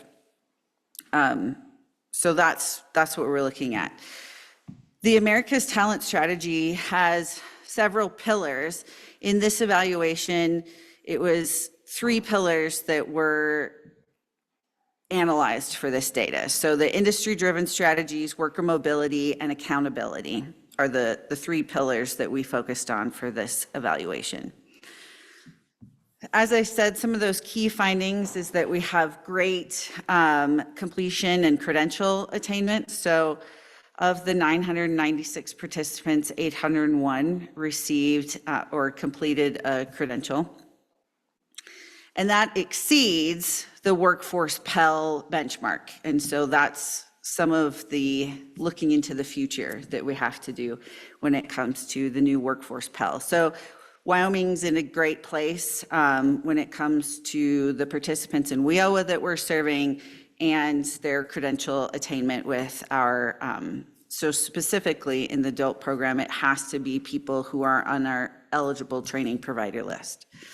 So our employment outcomes are also very good. 85% were employed at second quarter and almost 83% at fourth quarter post-exit from the program. So this demonstrates the consistent labor market attachment. In the earnings, the successes, we have some great training programs at our community colleges that are hitting those wage benchmarks, and our commercial truck driving schools are also hitting those wage benchmarks. Some of the challenges is with our healthcare support, with the lower, I'm just going to be honest, a CNA it doesn't make a lot, but they are part of a career pathway that is self-sustaining. And so that is something that we look at. We know that some of our participants are going to have that low wage, but they're part of a pathway that gets them to self-sufficiency. We also have to remember in this data that all of our participants have barriers to employment. Those barriers are just different. So we have relatively strong outcomes with the populations that are justice involved and our homeless participants. I did give you that sneak peek yesterday. And then our groups that have some significant barriers to employment, such as those individuals with disability and SNAP and TANF participants, they're achieving near average employment rates. And then from that, I think the opportunity that we have here is to really look at those career pathways for people going forward, that we know a lot of our participants may start in a entry-level position, so that's their short-term job placement, but we're looking at moving them into the long-term wage growth and economic independence. Some recommendations from this evaluation is to look farther in a person's story. So right now, the federal government requires us to look four quarters after they exit, so a year. But a person's story is much longer than 1 year after they exit our program. And so one recommendation from Northern Illinois University, who provides this, is to start looking, if we can, 3 years post-exit to see if individuals are moving up on that career ladder. which goes into their second recommendation, is to really develop those career pathways and bridge programs. We are seeing that through our next gen sector partnerships. For example, our healthcare partnership in central Wyoming really is working with, and Banner Health is putting their money where their mouth is to really help people progress, not just at a hospital, but also at the clinics and long-term living centers in that community to help people to move along that career pathway to self-sustaining wages. Those are the main things that I wanted to bring up to the council today. So I invite you all to please read the document. It is much bigger than the 4 slides that I showed you. It has some great data and definitely something over the next year. I think that the program team for WIOA and the one-stop centers, this council, a lot of things to digest and look at for years going forward. But again, we didn't have much time and I had even less time. So I invite you all to read that and then forward any questions to myself or Trevor or Christina as well. Great, thank you, Jennifer. Any quick questions for either Trevor, Christina, or Jennifer regarding our reevaluation? Yes, Lauren? Thanks, Mr. Chairman. More so statement kind of how we're looking at things with the Wyoming Innovation Partnership and the work-based learning with that career pathways. We're working with the community colleges and business and industry and K-12 across the state and have been through the work-based learning and RIDE and WIP. And we're also looking at how do we track these things better. The Community College Commission is. There's lots of conversations around how are we tracking short-term credentials and things like that to ensure that we are meeting these requirements. I also think that and it mentions this in the report, that there's some interweaving of WIOA and Perkins, and then I think that short-term Pell also ties into this. And then we're going to have to look at how we're doing business moving forward, because the requirements coming from the federal government at this time is really forcing collaboration. It's forcing all of these systems that have been so siloed for so many years and so independently funded for so many years to truly work together and to do the work that, to really accomplish those outcomes that they're hoping to accomplish. And I think we have a really good setup in Wyoming because the Wyoming Innovation Partnership already has all of these folks meeting monthly, and mostly in the categories that we're looking at in these short-term credential areas to fill these gaps for job seekers. And so I think that we've got a good structure moving forward, and I look forward to having these additional conversations and figuring out, we've got a couple of career pathways that are being built out right now that are really strong. We're getting ready to launch some AI strategy for workforce development across the state. We're working on construction trades and how do we build those career pathways. And so I think there's a lot of opportunity in what the federal landscape is looking like now, but I think we're on the right path. And so I think that this report is excellent in kind of talking about how great we're doing things, but how we can continue to move forward. And it's already aligned with how we've restructured some of the things that we're already doing. So thank you. Yeah, I agree. Thank you, Lauren. Awesome. Mr. Chairman. Yes, Jerry. Thank you, Mr. Chairman. And thank you, Lauren. I totally agree. I'm looking at that promote wage transparency recommendation from the report, and I think my question would be for Christina. So, and it's a two-parter. One, looking at the training providers that are on that list that aren't necessarily meeting that livable wage outcome for the median participant, are one-stop centers or really anybody in the department meeting with those providers to have that conversation? And then the second part of my question is, when participants are going into workforce centers, are they being showed like outcomes? I guess if they need support, maybe choosing a provider to go to, is that a part of the conversation? Yeah, Mr. Chairman and committee members, those are really good questions. I think this is something that I guess I have to be really careful with because I'm so passionate about. So I have to kind of, put my stuff maybe aside and just kind of focus on things we see. So I think the thing that sometimes we forget about WIOA is what makes someone eligible, right? And so the amount of barriers that they come in with the adult and youth program specifically, they are going to need a little bit more, right? They're going to need a little bit more assistance. And so they're probably going to start out as a CNA, right? I'm just going to choose healthcare. Or we might be able to, or they might start off as like a, I don't know, something that's more entry level. And I think the part that we can do better on is stackable, right? So we're not looking at how can we stack. And we're looking at, we get the CNA, they're so excited they have a job, they're so excited they're making more than they were before, and they think, oh, I'm done. You've solved world peace for me. This is better than where I was. And so we're like, oh, great. And then, they exit. And I think that's where we can be better. And we can say, okay, this is great. You have this job and you're working as a CNA. Let's stay in contact. Let's keep you employed, and in 6 months, let's see where we can go from there, right? And that's the piece that I think as what I see happen in the workforce and kind of what we train, I don't think we're looking at some of those stackable credentials, and then that's going to then get us to that livable wage and not just stopping at one. So I think that's one area. When it comes to the training providers, and I'm going to say a little snippet, and then I'm going to pass it over to Trevor. We really look at the training providers as we guide them, we direct them, but it's ultimately their choice, right? They being the customer. So we want it to work for them. We want the hours to work for them. We want to make sure that it's doable for them. But we also want to make sure that we're directing and guiding as much, just kind of giving them that direction, but ultimately allowing them to make that choice as to what works best for them.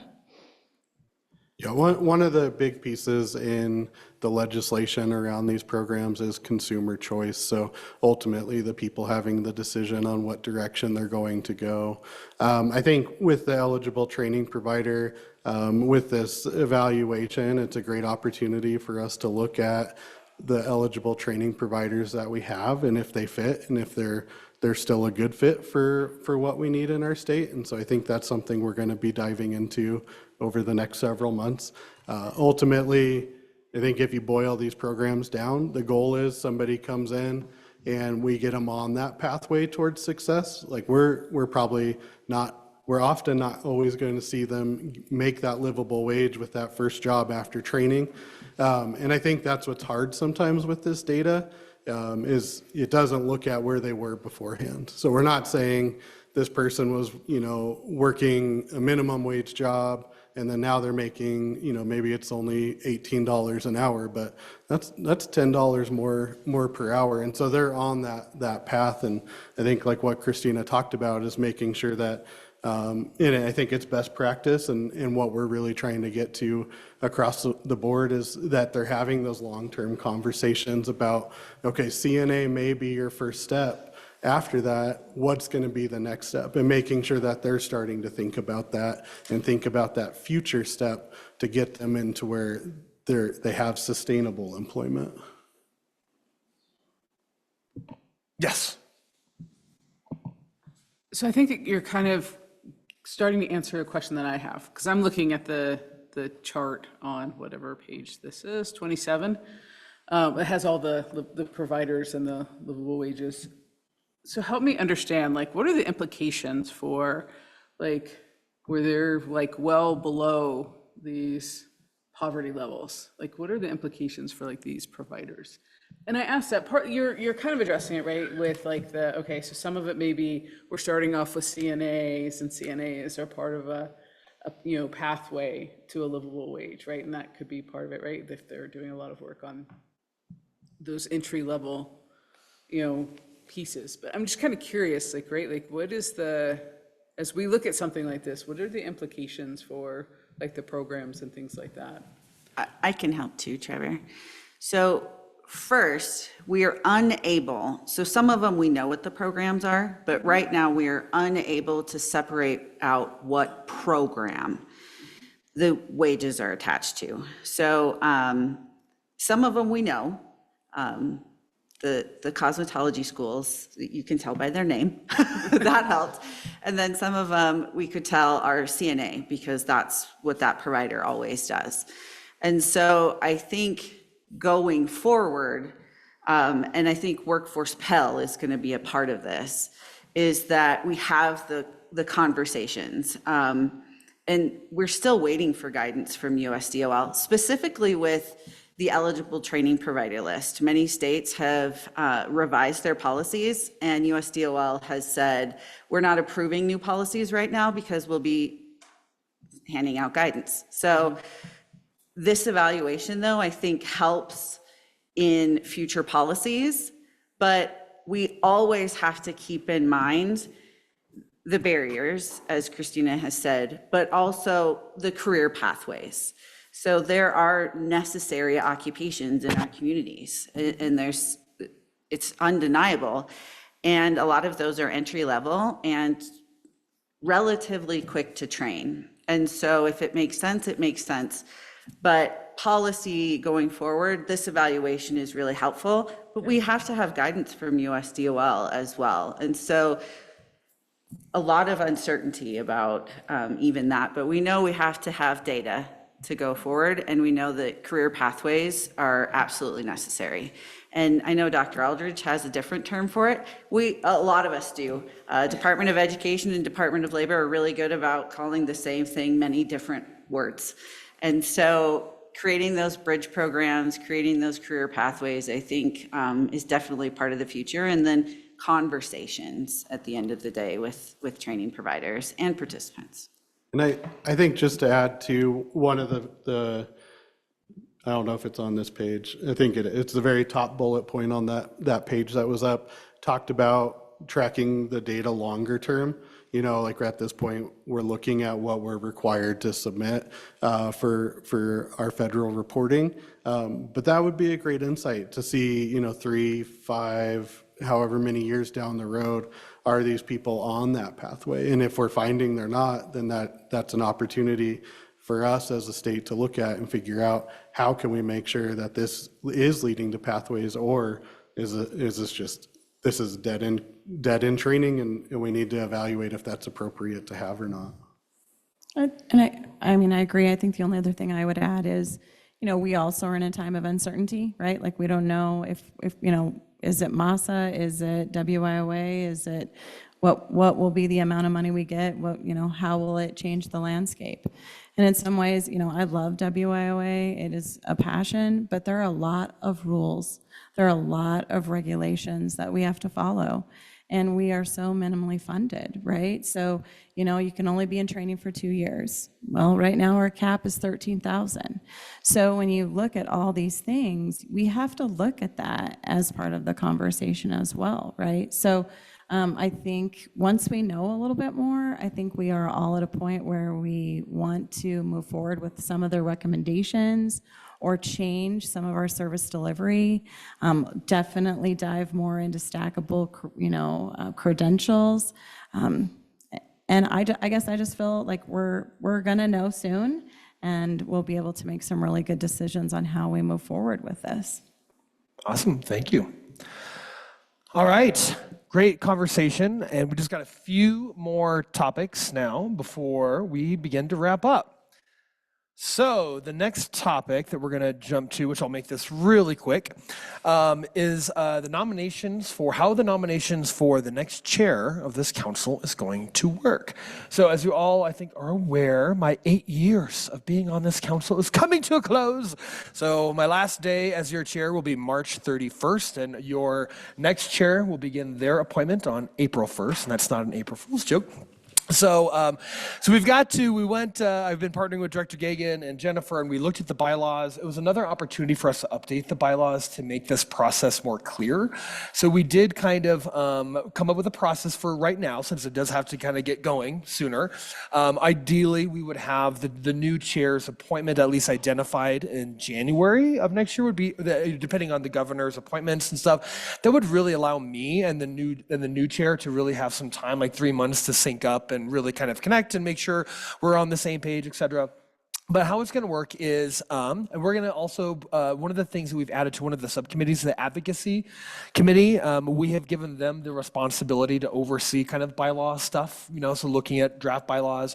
So what we're going to propose is if you're interested in becoming a vice chair or a chair for this council, there's a few requirements. The first requirement, which is actually currently in our bylaws, is it can only be occupied by a private industry seat. So if you represent private industry on this council, then you are eligible to be either the vice chair or the chair. We did want to put a little bit of, I guess, time around it. So what we did is we looked for a pool of folks, everyone on this council that met a few different criteria. First, we have added that you've been on this council for at least 2 years. So just kind of personally speaking, I feel like after 2 years, I kind of got a good rhythm of how this council works and our topics and getting to meet people and our rhythm and flow. So we look for, you've been on the council for at least 2 years and that your current term doesn't expire in the next year. And if it does, as long as you put in an application to the governor's office to get reappointed if you're eligible for a second 4-year term, we'll consider that. We don't have to wait for the governor to actually approve that, but as long as that we know that you intend to stick around to fill that chair. So based on those, we have a list of names of eligible people that are in this room and and remotely who could be eligible for vice chair or chair nominations. So either later today or tomorrow, Jennifer. Or next week. Okay, sometime in the next week. Jennifer is going to send out the list of eligible nominations. And so then how it's going to work, you can vote for as many people as you want. And also, if you would like to be the vice chair or chair, you can self-nominate yourself. So you can check yourself if you want to. What's going to happen there is after we receive those votes, we will take those votes to the executive committee in December. We will look at that, and then we will present Governor Gordon with 3 candidates for the chair position. And then at that point, it's all obviously in Governor Gordon's hands to make his decision on who will be the next chair of this council.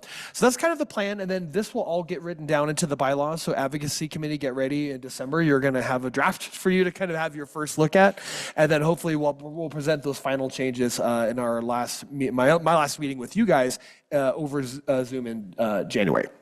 So any quick comments, questions, or concerns? Basically, survey, and then also, if you've never considered, if you want to know what it's like being a vice chair or a chair for this council, one, you guys are very difficult to keep on time. So if you're good with that, I encourage you to apply. But if you ever just want to sit down and chat, what are the additional responsibilities? What should I expect? If you ever just want to chat with me about what it's like, feel free to reach out. I'm happy to provide you with any kind of insight on that. So just look forward to that survey, and we'll get this process started. And ideally, come 2 months, you'll have your new chair kind of in position, and then I will say au revoir April 1st. So, cool? All right. And then lastly, moving into committee updates, let's do a quick little roundtable. I'm going to go ahead and start by calling on Chairman Bureau for our advocacy committee. Thank you, Mr. Chairman. I want to do this really quick. We applied some colors to the logo that we have decided it's been in black and white up in the corner. We're going to be sending out a survey in about the next week. So what I'm going to ask, just to give you a little teaser, and if you want to weigh in on it, you're going to have to open that survey on Onboard and do some voting. I know it's tough. I want you to show it for 1 second each. Go. Go. Go. Go. Be done with it. So, you've seen those. If you have an opinion on those, feel free to weigh in too if there's other colors you want to see. I've given a little explanation of kind of giving them a theme, giving a number to them, explain some of the color theory behind it and what we're doing. So read through that, weigh in it. We'll get a survey sent out here in the next week. I do want feedback. If you just can't stand any of them, let me know that too. So that's all you get to see today, because I want you to look at the survey when it goes out. Wonderful execution strategy there. So we're encouraging participation. You're going to get a chair survey. You're going to get a color survey. So you guys got work to do after this meeting. So thank you, Mr. Ray. Anything else you wanted to add? That is it. I missed our one meeting. Chairman Trowbridge had to run our meeting where we were doing the charter. So If you have anything to weigh in on that, I scheduled myself the wrong week. It was It's appalling. fine. It was actually, and I do hope that you guys are, taking the charter process serious so that you've enjoyed it, and hopefully it gives you all clarity within your subcommittee, just more structure. What are we deciding on, et cetera, et cetera. So I hope it's been beneficial. Like I said at the very beginning of today, really, or in my video yesterday, really important that you participate in those subcommittee meetings. So, and again, I encourage you, if the timing is different now that we switch, talk to your chair. So, Chair Bureau, Vice Chair Cross, or Travis Lawrence, if we need to kind of rethink a different time and stuff. So, and speaking of sector partnerships and career pathways, I'm going to go ahead and call on Chair/Vice Chair Cross. Any updates for us today? I'm going to be real quick. So we did go through the charter process in our last meeting. We did not have a quorum, but we more or less completed a draft of the charter, which was kind of fun, actually. And that is going to go out to the committee for review. And can I say that we'll have the charter done by the January meeting? Yeah, I think we will. And yeah, I think that was really helpful for us to get a little structure around what we're doing. This is a repeat announcement, but we have set Cheyenne, in fact, I believe this room for the Next Gen Academy in April. We have not finalized the date, but it's typically the second or third week in April every year. I encourage everybody to attend that. It's a great event. It is really fun to watch all the groups come together and new groups form. And there's just like, I personally find it to be a really energizing event every year. So I don't have a date to give you for your calendars, but maybe just keep that in mind, April of 26. And on that note, so there's going to be, so John Melville, who many of you know, and who has worked with us since 2017, 18-ish, he is taking a step back from his role at Collaborative Economics. He is not going away, but he is going to focus on his family. My words, not his. I'm going to call it a semi-retirement.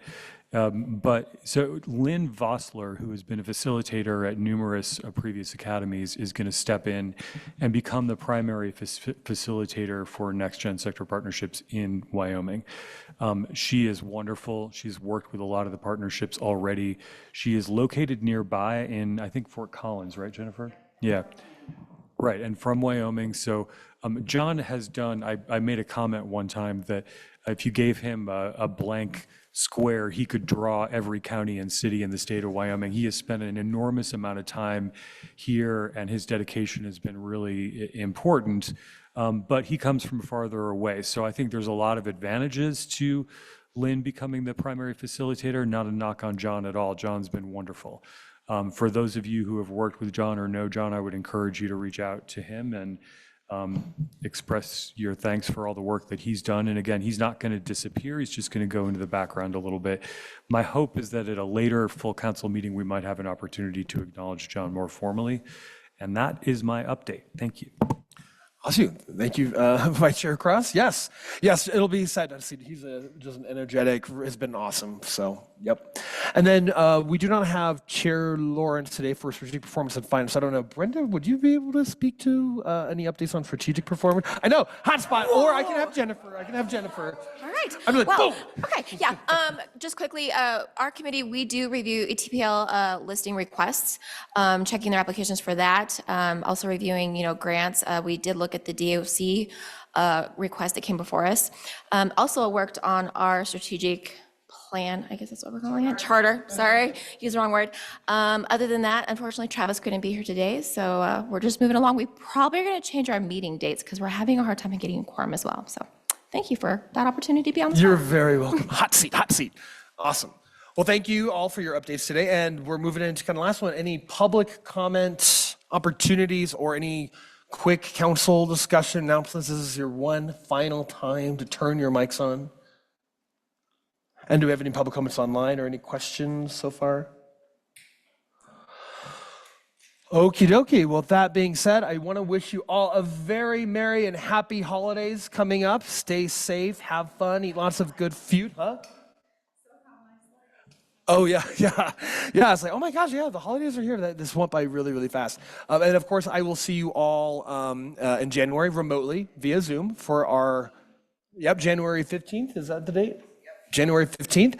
And then as you all saw the dates, so your next location will be our Gillette. So no pressure, Mayor Lundvall or Deborah or Wendy. They have to put on a good show for us in July. So I will not be there, but I'll be there in spirit with you also. As always, a pleasure, a treasure, a joy I cannot measure. I call this Q4 meeting of 2025 of the Wyoming Workforce Development Council adjourned.